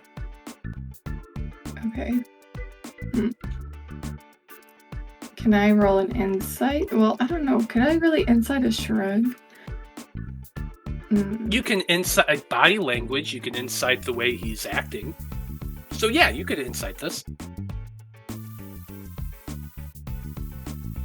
Oh, I think we lost Kira. Oh no. Oh, The tech gremlins are up for us today. Dude, we have been So since we're waiting on Kira, I'll explain the reference. Yeah, please. I just want to know the reference. In South Pacific, there is a song titled "There's Nothing Like a Dame," and you go by Dame. Damn, yeah. Oh, so he's like mad at me for what, calling him out on the soccer field? Why is he mad at me? No, he was mad at you because of what you were saying to Ray that night. He's I'm not specifically even- referencing the fact that you showed up and started talking about his business while he. What did I miss? Oh, there. Yeah, that was kind of. Oh my There was, god. get it. there was a lot. Damien has said a few things. There was Yeah, a lot. I don't want to. I don't want to agree with James fucking Ronin, but I think he's got a point on this one. Although that Questions? I just want We to. established on screen already Aisha's opinion about everything that went on in that bookstore. no, I might agree with James Ronin at this moment, although the fact that he made a musical theater reference is making me tingle and I want to bully him now. I don't even know why. Like, across the city, Salem's just like, oh no, I gotta bully this kid. Wow. Do it. I'm He glad deserves it. Multiple Magi-Knights are being like mentally attacked by James Ronin right now without knowing it. It's true, and they're just having a conversation. So, welcome back, Melody. I was just explaining the reference. Mhm. Oh, that's good. But anyway, so you yes, said you I can do an you- insight. You absolutely can do an insight check. Okay. Sorry, I seem to still be lagging, so I didn't hear you starting to talk. Yeah, no worries. But yes, you can make an insight check. Okay. Oh, thank you. A good roll, finally. 15.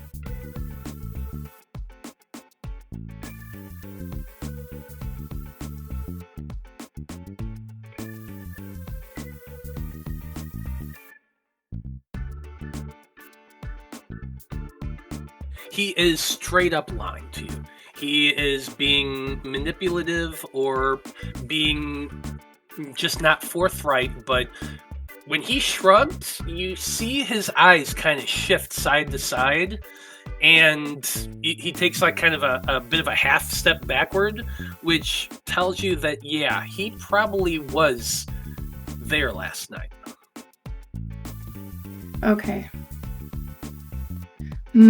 Okay, I won't comment on that. I'll just tuck that knowledge away and just nod at him and say, okay. And say, so you want me to read this book as fast as possible then? Well, your group seemed to be so dead set interested in what it was, what it's doing, what am I doing. Figure if I give it to you, you at least leave me alone. Well, I mean, that wasn't the only reason I came to talk to you, but I will read it.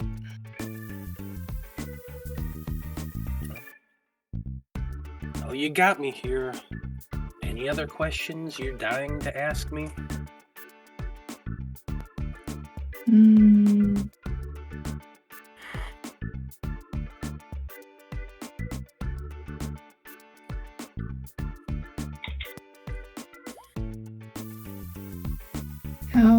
How long have you been friends with David?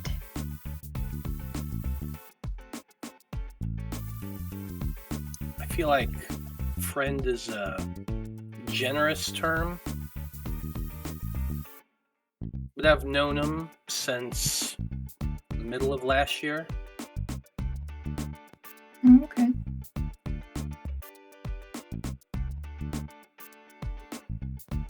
What exactly has David told you about me? Just that you're a Magi-Knight and that you don't get along with the Wanderer.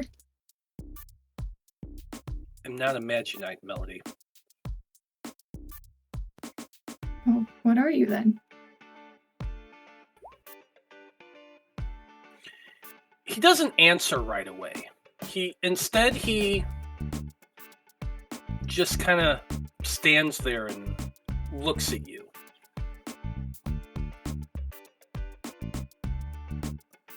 he steps towards you, and when he does so, there is a bit of an intimidation factor about him. Do you stand your ground, or do you back away? I think Melody would try to stand her ground. Do I need to roll? No, you don't have to roll for this. Okay. I'm just curious what your reaction would be to see him kind of looming over you and stepping towards you. Like, his eyes are narrowing, his lips are pursed a little. You can see that he's not trying to be intimidating, but a change kind of went over him in like an instant. He walks directly up to you and leans down to whisper in your ear, "I'm someone that shouldn't be messed with. Let's leave it at that."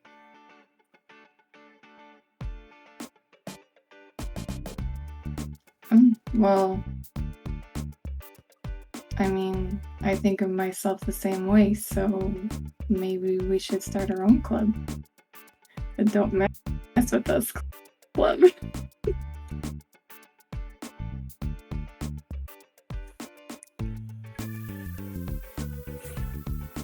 Make one more persuasion check. What kind of check? Persuasion check. Okay.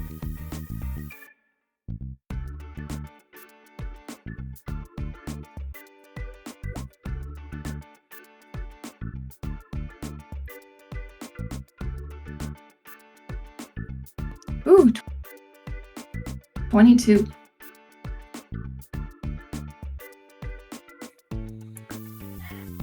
You see that smile just at the corner of his mouth kind of go up a little bit. He says, "It's good to know at least one of you aren't idiots."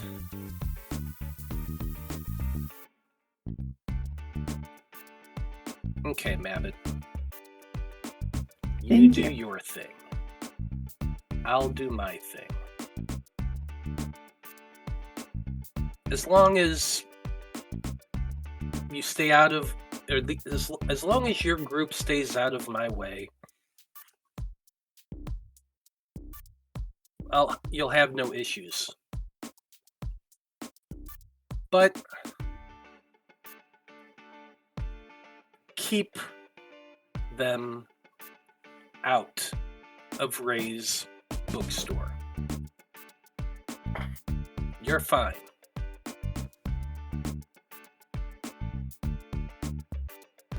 And one Okay, last so I thing. can bet everybody else isn't allowed. That's not what your purpose is. Magi-Knights have their own thing to do. Focus on that. Let me worry about what else is going on.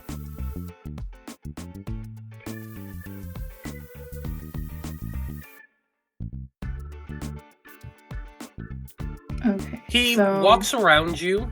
Oh, sorry. Go ahead. No, you can go ahead. It's fine. Well, he was getting ready to leave, so if you wanted to say something else to him, you can. I was just gonna clarify that he was saying whatever is going on in Ray's bookstore is totally separate from what is Magi-Knights. Correct. Okay.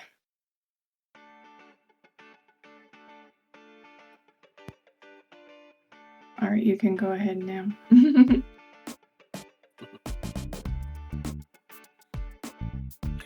He walks around you the rest of the way and starts making his way over to the door. Before pulling open the door, he stops and looks back at you and says,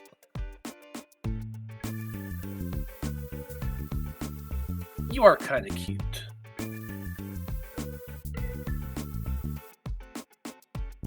You ever feel like having dinner?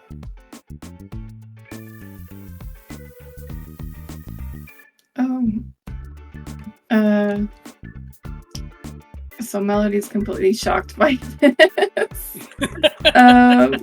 Let's see. Like ever, or on a specific night? Like, do you ever feel like having dinner? Like, period. Does it ever come upon you?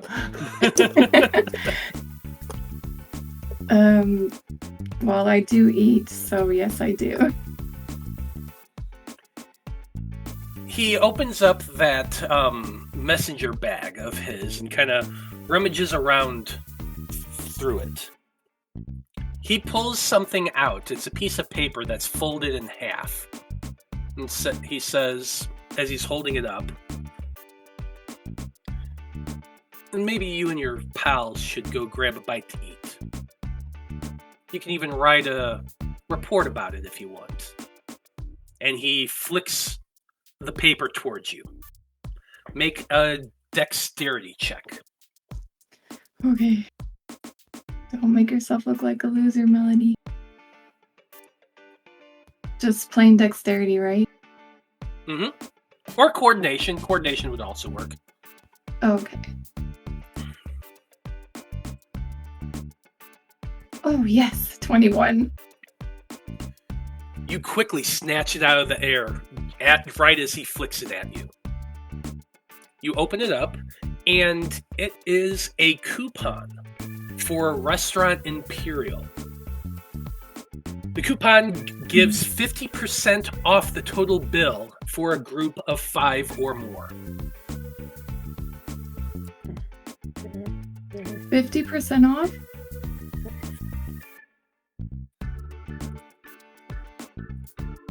$50 off.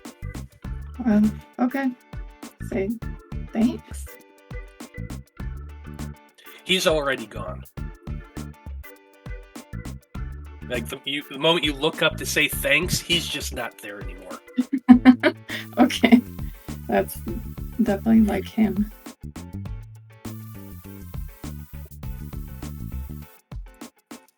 There you go.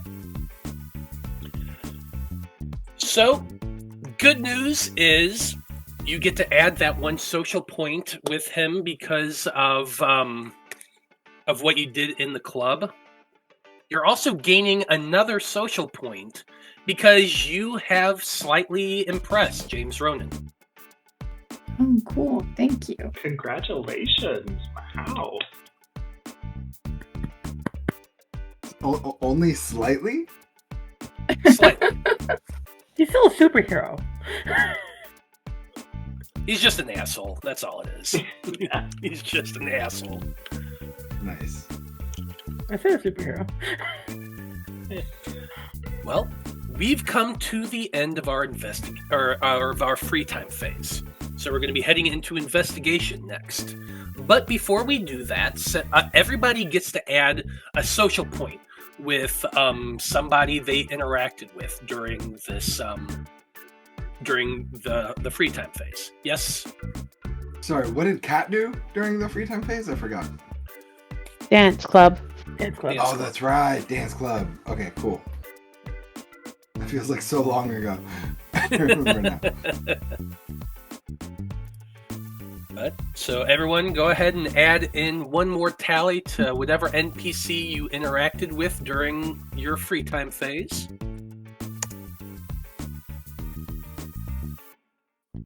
Can I add one to like the Magi-Knights as well around? Like, cause like watching Salem get heated about that was pretty tight. Or just one with Lacey. Yeah, it's just everybody during their free time phase gets to add a point with somebody. Got it. It's just a part Sorry, guys, of I'm being adding in. Lacey.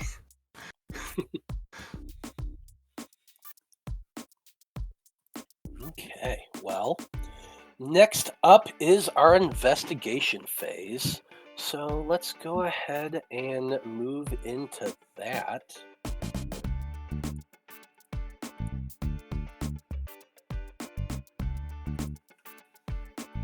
There we go. So, your investigation phase is that time that you spend looking for clues, looking for various things that could lead you to more cultists. I do have a handout for this. Let's pull that up real quick.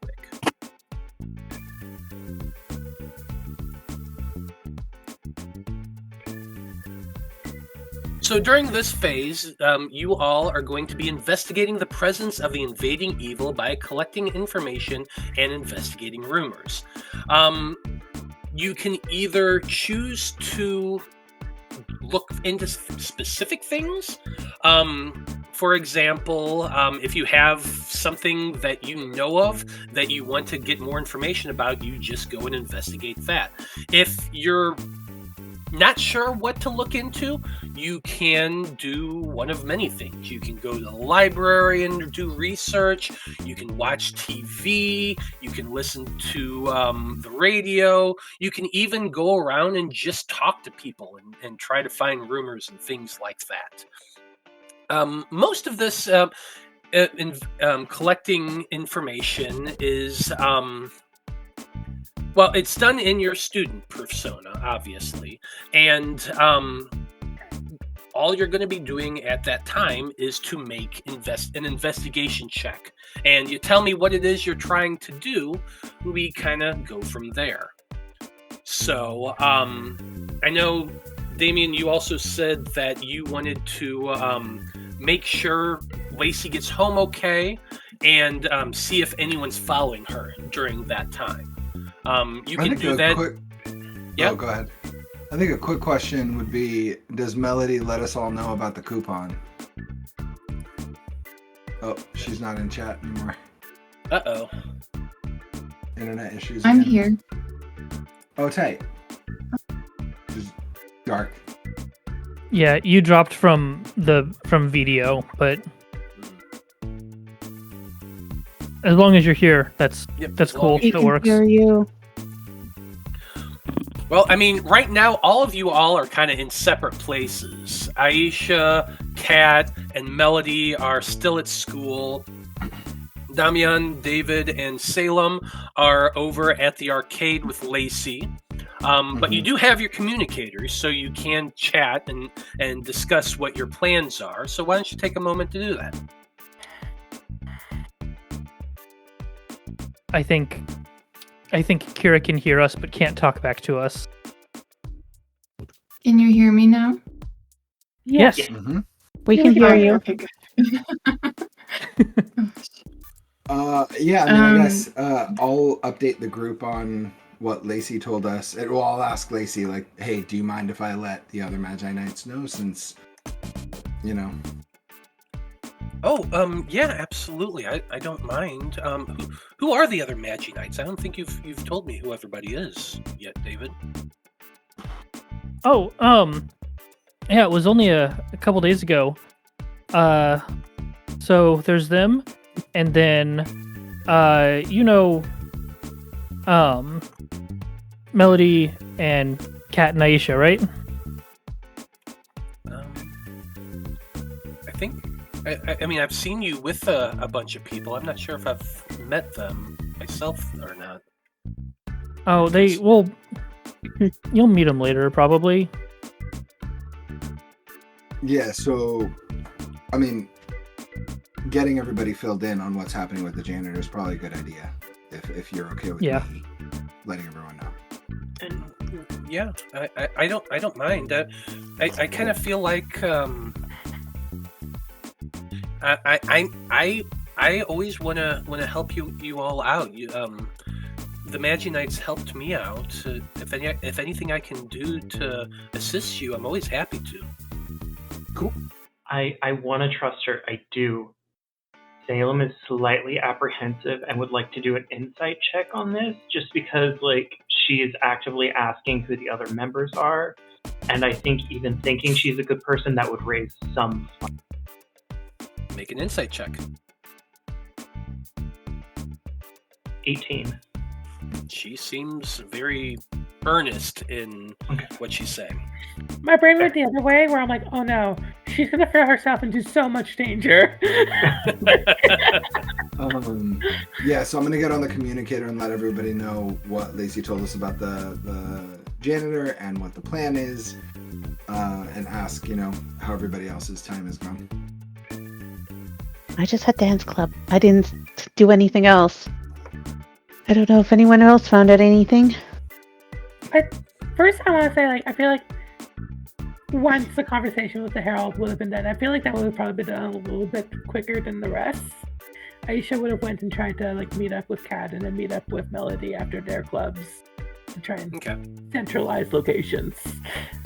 Absolutely.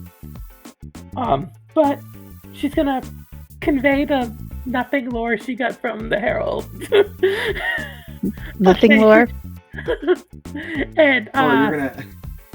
and be like, but I'm feeling pretty good about it. How did, and looks over at Melly, how did Newspaper Club go? Wait, sorry, real quick. The lore that you're going to convey to us, is that about David's soul crystal? Are you outing David right now? I mean, to the rest of us? We already know. It happened in a group conversation. That's true. Did that happen in a group conversation? Well, it did. Yeah. I was even there when it happened. It was one of my first. For some reason, I thought it was private between the two of them. No. Like an No. aside. Okay, You've cool. even if David hasn't said anything, you've definitely seen his soul crystal. He hasn't been secretive with it. It's been out in the open. At the start of last session, Aisha said on the communicator, woke everyone up at 6 in the morning. That's right. I think the first time she's brought it up. As I hear that lore, I'm just gonna be eyeing David for are you okay? Should we be worried about you? Anyway. No. Okay, cool. Yeah, how'd Newspaper Club go, Melody? Quick question. I don't see my video on the stream. Is there some way I can fix that? Yeah, you're not in VOD at all. She is in VOD for me. That's weird. Yeah, not for me. Should I hang up and get back in then? Just reset your browser. Reload it. Yeah.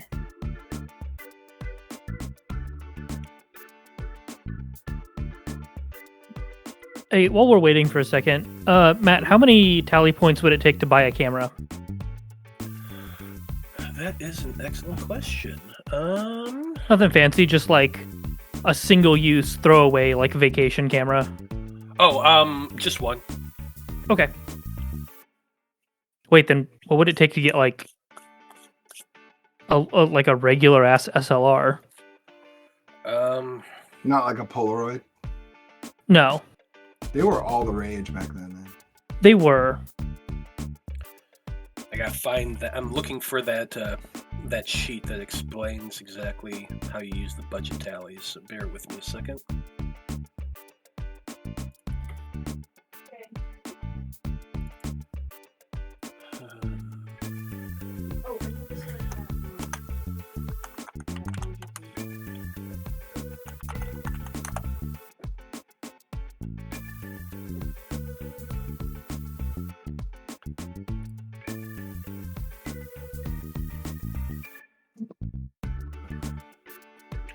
Waiting on it to load. Do do do do do do do. Sorry, there's a lot of commotion over here. I got a little distracted. What are we waiting on right now? Oh, the question. I'm about looking the camera. something up. Oh, Camera. okay. So Also, we're waiting for Karen to get back. So here we go. So for a cheap Secure. object, just a cheaply made knockoff, is 4 budget tallies. I was wrong. So you'd need 4 budget tallies, David, to get your camera. Damn, I was hoping they would scale up from that 1. Yeah, no, I just threw a number out because I wasn't really couldn't remember. But now I'm actually looking at it. It's table 11-9 on page 121. Okay. But yeah, so a cheap basic thing is 4 budget tallies. A standard thing is 7 budget tallies. Valuable is 10. Luxurious is 15.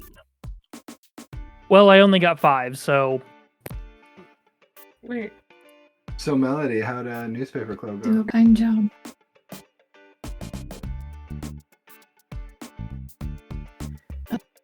It went well.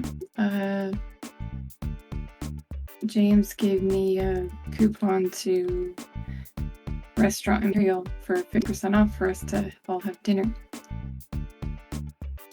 I'm sorry, What was that? James gave you something? Yeah, he gave me a coupon and I take it out and show it.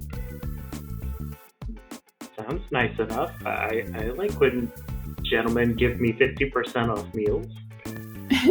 I mean, who's hungry? I could eat. And like, y'all remember the cultists that we defeated last night while wearing chef's whites? You think this could be connected? Yeah. I just had dance club. I'm hungry. Yeah. And yes, we need to investigate that.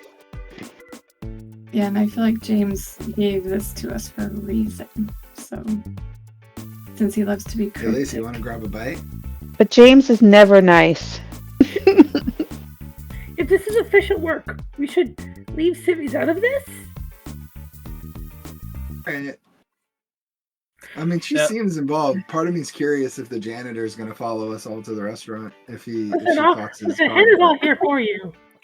But I'm literally playing a devoted Magi-Knight. Well, Lacey is going to say that. Well, I appreciate the offer, but I do have to get home and help my mom tonight. Yeah, no problem. I'll drop you off. I can pick everyone up at the school. We're still at the arcade, so we're pretty close. Is Lacey's house on the way to the restaurant? Oddly enough, it actually is. Oh, Let's see. Y'all are on the map right now. So if you look at it, I have everybody still at Coltrast. I never moved it. But Bright Crystal Arcade is right here, very close. Lacey lives a few miles away right there. And Restaurant Imperial is just a little bit northwest of her house. Hey. do you drive a van? Because that would mean I mean, there's. it'll be a tight squeeze. It's probably a station wagon of some kind. People can roll around in the hatchback. God. Lay down so no one sees. Probably need to drop Lacey off first, but well, hey, whatever. Yeah, I mean, we're kids. I'm sure we can figure it out. I can't count how many times 8 people fit in a sedan when I was in high school. Oh, absolutely. Absolutely. Yeah. Don't get pulled over. This is the We have- 90s. It was legal. Don't get pulled over. alive. Magi-Knights have an issue with this. It was. It was It's- legal. Duck down. It's fine. As long as the cops don't see how many people are in there, you're good. If anybody suggests sitting laps, Melody's gonna punch somebody. Fantastic. I imagine there's 7 of you all crammed inside this sedan here. So it's like shoulder to shoulder, butt to butt. Yeah, you're somebody's kind definitely of gonna- cramped. I am uncomfortable Melody- with this. You should probably There's- fit the trunk. There's Somebody so- can ride the bus. You know, I'm happy. So okay, here's how this is. There's driver's side, passenger side. David's like in the middle, in the front, like by Sitting on the On the console. console, on the console. by the stick shift.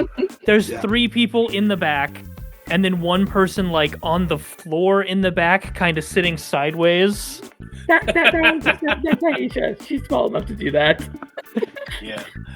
So it's probably Lacey sitting next to David. Cool. Sure. Okay. Fine. I'm not jealous. Cool. And then I'll just Well, she's pick fine. everyone up, make sure I everyone's mean, she's in comfortable. the passenger seat. She's also technically sitting next to you.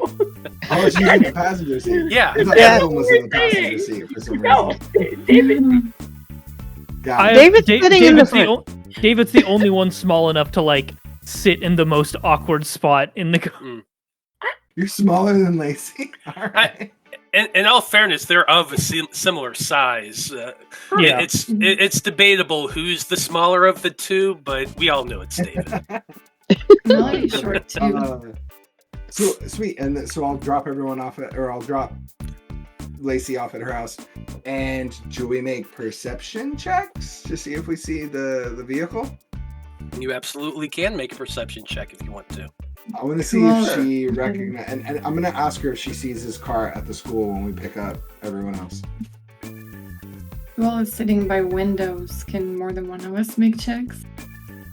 Anyone who wants to can make a perception check. Okay. Who's sitting in the middle Sorry, seat? I In the closed my back? character sheet, so I'm pulling it up. I'm sitting on the ground in the back. Yeah, you can't make a check You from probably the ground. I'm not sure where I'm That's why- sitting, but that's I'm why I gonna got a try. 9. That's why I got a 9. Every time I I'll turn around, all I see say are that just people's heads.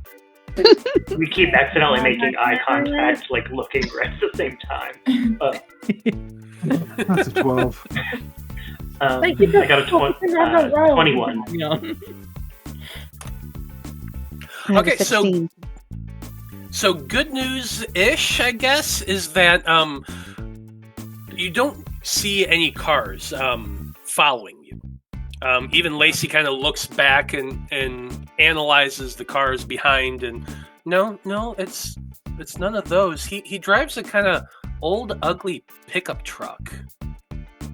Now, at the school, based on that description, Salem, in the parking lot, you spot over near where all the faculty park, this old, beat-up, rusty-looking pickup truck.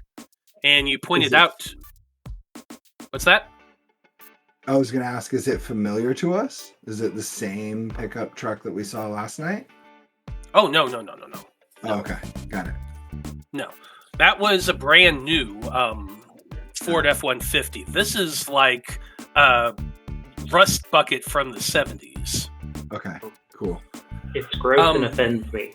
Mm-hmm. You see it, Salem, and you're like, ew, is that it? And Lacey looks over and says, oh, yeah, that's definitely Mr. Clooney's truck. Clooney? Love it. Mr. Clooney? I'm Yes. just gonna imagine George Clooney in this role. Yeah, for the that's rest of who the that's game. who it is now. Well, I'll show you who he actually is. We already know what George Clooney looks like. Yeah, no, we don't need the avatar. That's your Clooney to me. Looks exactly. I'm just gonna the same. close that. I just got, Oh, oh, fine. brother, where And- art thou? and With ignore the it. long beard. I think it looks exactly like George Clooney to me. But Mr. Hector Clooney is the creepy janitor, and he definitely looks like a creepy janitor. Bald head, gray hair of what Cool. is actually there. He's a character. Cool. But Lacey does point out and says, "Oh yeah, that is his car. He must still be working." Okay, so this presents an odd. Like, do we follow the janitor or do we go out to eat? What do we want to do? I mean, we already set out to go out to eat. Let's do that. We've got plans for the janitor. We'll follow through on those first. If he is here and we're taking her home, we're good for now. So Great. Fantastic. All right, so we leave to Lacey's house. Okay. You drive I over to Lacey's house. What's that, Kat? I was just gonna say, I don't know if Kat ever told everybody what happened at lunch, what she overheard, but if she didn't, she tells them on the way. Give us a quick recap. I think Damien already did for the start. Maybe. Need to scroll back. The Just that explosion the two students were talking about the comatose Rob Chi, Rob's uncle Mickey, or Mikey, worked at the lumber yard, and there was an explosion, and he bumped his head, and there were cameras that caught 4 teens on the property in the late afternoon, but didn't catch them leaving, and the uncle's in the hospital unresponsive. And he whispered something about gotta save him. Who does he have to save? We don't know. And who are these kids, and why were they not caught? Leaving, so. But this Lacey, was... unfortunately, has no insight into that one. Yeah, I think it happened a while back, but... Wild. Okay. Yeah, it was like 2 weeks ago, I think. Mm-hmm. It might be connected somehow. I mean, trees, lumberyard, church, restaurant, everything goes back to the church. Do we know if there have been like reports of like 4 missing students at our school? People go missing all the time. There was a missing person on the back of a milk carton at school. You saw that. I think Aisha found that like the first day. Microphones did not help me log after that. My We perception. should log that for Salem's mood board at home. Cool. So, All right, to Lacey's house and then the restaurant. To Lacey's house you go. She has to give you directions on how to get there, but it's not difficult to find her house. Her house looks like there's been some repair work done on the back portion of her house. David knows what's going on with that. A giant crystal came out from the basement and grew through the house, literally. And the 4 boys were chained to it at one point. It was a whole thing. Anyone who's curious can go watch the Magi-Knights playthrough we did last year. Yeah. But Go ahead and start with the finale to get that. It'll be fine. yeah. I watched the whole thing. But her house does have repair work that has been done on it. And once you pull up, she says, "Thanks, everybody. I appreciate you looking out for me. I'll see you tomorrow at school." Yeah. She climbs out, giving you all at least a little bit more room in the car, so that's a good thing. And she goes skipping off inside. So, I'd love to say like David has to sit in the console and Aisha gets up and around and like sits in the passenger. I was about to say, if nobody else is, I'm going to slink right to the front before he gets a chance to move. I'll wait until Lacey goes inside to make sure nothing bad happens, and then we'll drive off to the restaurant. I just under too many legs to get out. I have an important question for Salem. There are only 2 ways that you can get from the back to the front. You can either exit and re-enter, or you can go over David. Sadly, you know what? The answer I want to give is not the answer I need to give, unfortunately. Salem would probably get out and go around. I, however, John the player, would immediately climb over, move, get out of my way. I personally prefer that visual, so I'll just let that be canon in my head. Okay. Just like a quick wrestling match inside the car. Yeah. I'm like, what the fuck is going on? Mm-hmm. Somebody gets kicked in the head. Yeah, at least at some point. We are going to knock this car into neutral, sorry. Nice.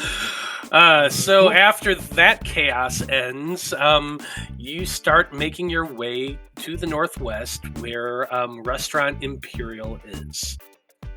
Now, once you arrive, I imagine you probably do a quick drive-by just to check the place out.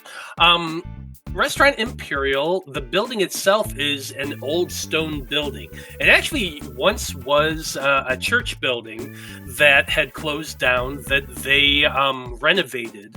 And this place opened in that location. So the dining room itself is a gigantic open cathedral. The restaurant, the kitchen and that sort of thing is where the rectory used to be. It's big and beautiful, and the interior is just filled with all sorts of different pieces of art, sculptures, things of that nature. David, you said you had eaten there once in your life on your 16th birthday, so you've seen what it looks like, or at least from the outside. You go up a set of stairs to a pair of double doors. Once you go through, there is a maitre d' at the host station who greets everybody. while it is a place that is usually by reservation, they usually keep at least a handful of tables open for walk-ins. However, it's also like, what is it, 6 o'clock in the evening, so the sun's just starting to set, and the place is starting to fill up a little bit. On a random Wednesday? Oh yeah, on a random Wednesday. This is the most luxurious restaurant in L'Europa. It is fine dining to an extreme level. It's actually it has a tasting menu. So basically, you choose one of 2 menus, and that's your meal. Don't worry, in Portland, when you go out to eat at a nice restaurant, you don't dress up. Everyone's in like flannels and shorts, and you know. Are we in Portland? Is that canonical? You are in the Pacific Northwest, yes. Okay. All right, 2 things. Anywhere up here. Yeah, you are actually in Oregon. Oh, cool. That's nice. First thing we're going to do is I'm going to lean over to Damien and be like, do you think they have free unlimited bread and soup and all that? Soup, salad, breadsticks? And if so, can I only eat soup, salad, breadsticks because I'm a little strapped for cash? Mechanically, I don't have any budget tallies, but because of the character I've written, can she just, like, with 50% off, pay for the group? So yeah, I thought we all had budget tallies. I don't have any. So this thing is not actually going to cost you the in-game budget tallies. The 50% off, between the 50% off, the money you all have in your pockets, and Aisha, who was an idol, has access to funds that most people don't. Now, for this is one of the rare times that we do that we're going to be able to do something like this, because while technically Aisha's probably rich, the budget tally system works differently and for a very specific purpose. Her parents control her finances very well. Yes. So that doesn't mean that Aisha has unlimited budget tallies. If she wants something from the budget list of special items, she would have to collect them just like everybody else. But for narrative purposes, you all are able to scrounge up enough money to do this meal if you so choose. And is that the same if like we like go out to eat or something as like a free time phase? Is it like is there a difference between narrative activities and these items that budget tallies cost? Yes, very much so. Okay. Yeah. Cool. Yeah. So like remember the first time you went to the arcade and I kept saying you have money to retry over and over again? That was narrative money. The budget tally system is specific because there's some items that give you bonuses, and those are the things that can be purchased with the budget tally. So that makes sense? That makes sense. Yeah. All right. Like What's a your camera. second question, John? Yeah, and then second thing I actually think Salem would want to do is, after the little jokey and we're getting everything set up, I think he wants to slip away to the bathroom and then pull out the crystal and see if there's any sort of reaction. But I want to do it in private. I don't want it to be like out in the open. I want to be close enough to people, but out of prying eyes. Mm-hmm. Also, quick metagaming question. This is the nicest restaurant in town, and they have 50% off coupons. That's weird, right? Okay, just check. That's like a red flag. Like, nice restaurants usually don't need coupons. Just putting that out there. It is weird, that's for sure. I mean, coming from like somebody who was a restaurateur, right? Like you know, so like that I'm sorry, that's just a little tick in my brain outside of the game. Inside of the game, I'm like, 50% off, this is great. Oh yeah. Well, oh no. There's many instances where fine dining places will still do specialty coupons. They're usually done for a variety of reasons, not just to like draw people in, but Yeah. restaurants do a like, lot of different promotions. Sure. I would assume like they give this kind of thing out if they want to attract very specific people, so they'll kind of curate who they give them to. Obviously, this one ended up in somebody incorrect hands because James has no friends with which to take. Or I assume it's like compensation for bad experiences or things like that. Gotcha, that makes sense. Yeah, Okay, there could cool. be 1,000 different reasons why they have a coupon like this. How James got it? Well, we never asked, so you have no idea. We'll never know. We might know I'm eventually. excited to see. Okay. You all park your car, climb out, and make your way up the stairs towards the doors of Restaurant Imperial. And that's where we're going to end things for today. So, as usual, we go around the table and have everybody tell us who they are and where we can find you on the internet. And Los, since you're the one who did the recap, why don't you go first? Cool. Yeah, I'm Los. Online, you can find me at PDX PDX Homebrew. Freudian slip there. Whoops. PDX Homebrew. Everywhere on the internet. I am not streaming yet, but I am planning to. And I will let everyone know when that happens. So yeah. Right on. Hana, go next. Hi, I was your Aisha today. You can find me at pretty much everywhere on the internet now because I finally beat Elon Musk in a cage match. Destiny Trio Inc. That's INC, not INK. Where can you find me? Well, you're gonna find me on a bunch of days on Lost Caravan next week because they're doing their recall week, which is where a bunch of one-shot characters are coming back in new systems to fight this roving monster that's crossing timelines. And so you can find me on Wednesday, the 8th, where I will be playing my first streamed TTRPG character again in a game of Necroantlis, which is like this spoopy skull-based heavy metal themed TTRPG, and then I'll be playing Fabula Ultima on the 11th, where I'll be playing Liz Forster, my stoner skater from a Cthulhu game. Then on the 12th, you can find me over on Singularity, where I will be playing complete opposite of Aisha, my trans hacker girl who hates everyone. I will not be here in 2 weeks' time due to a scheduling conflict. So we'll have to talk about that after because I feel like we thought this would be at a different time. And then after that, in 4 weeks' time, I'll be here again. That's everything. I'm sorry. I'm in so many games. Hey, that's nothing wrong with that. Okay. Ashley, you're next. I'm Ashleyien. I played Katrina. This is the only game I have currently online. Everything else is offline. So you can find me here in 2 weeks. Fair enough. John, you're next. Hey, I'm John. I played Salem Blackwood, and you can typically find me on Instagram at CreativePanda88 or at Blue Sky now at johnpoart.bluesky.social. If you go check it out now, I did already do some drawings of Salem in and out of transformation. It was fun. Thought I'd do it. Otherwise, you guys can always just find me here every other Wednesday. So. Right on. Yeah, your art is excellent. We were all very impressed with it. Thank you. Kira, you're next.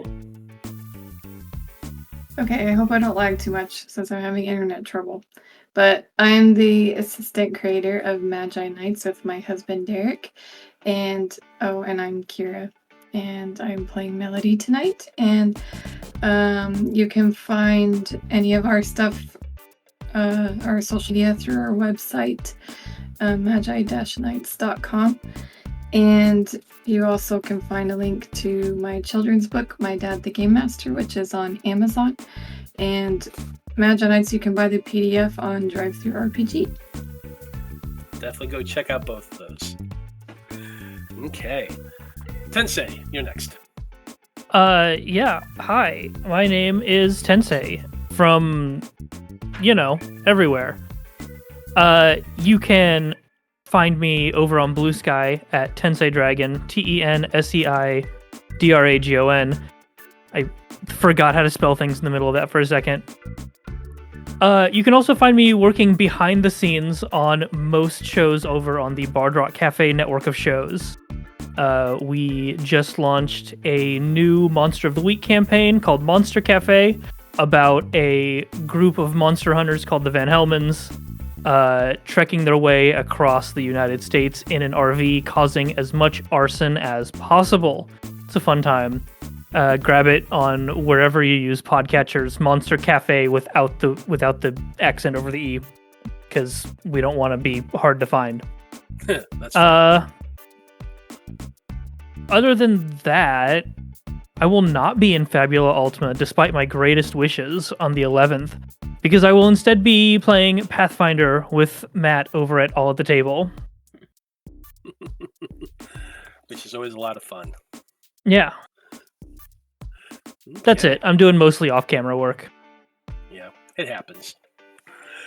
Well, I am Matthew R. Dawson, your friendly neighborhood host and magic keeper here on the Random Rhapsody Network. You can find me on the tweets, the Instas, and Blue Sky as @ScruffyWanderer. Other than here on the Random Rhapsody Network, you can find me over on All on the Table TTRPG content, which is in association with the Transverse. Other than that, I don't have a lot going on this month. This is the holiday season, so I kind of cut back on a lot of the stuff I do during this time.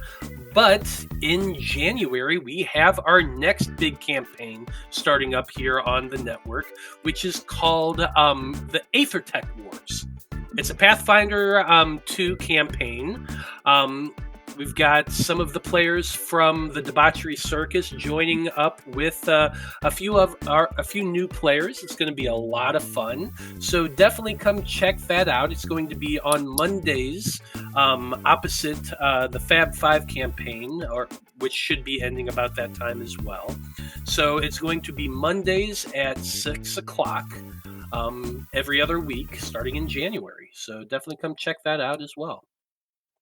So, on behalf of everyone here in the Magi-Knights and everyone in the Random Rhapsody crew, I just want to say thank you, folks. It's been a delight. So long. Good luck. And until next time, may your dreams be infinite. Good night. Nighty-night.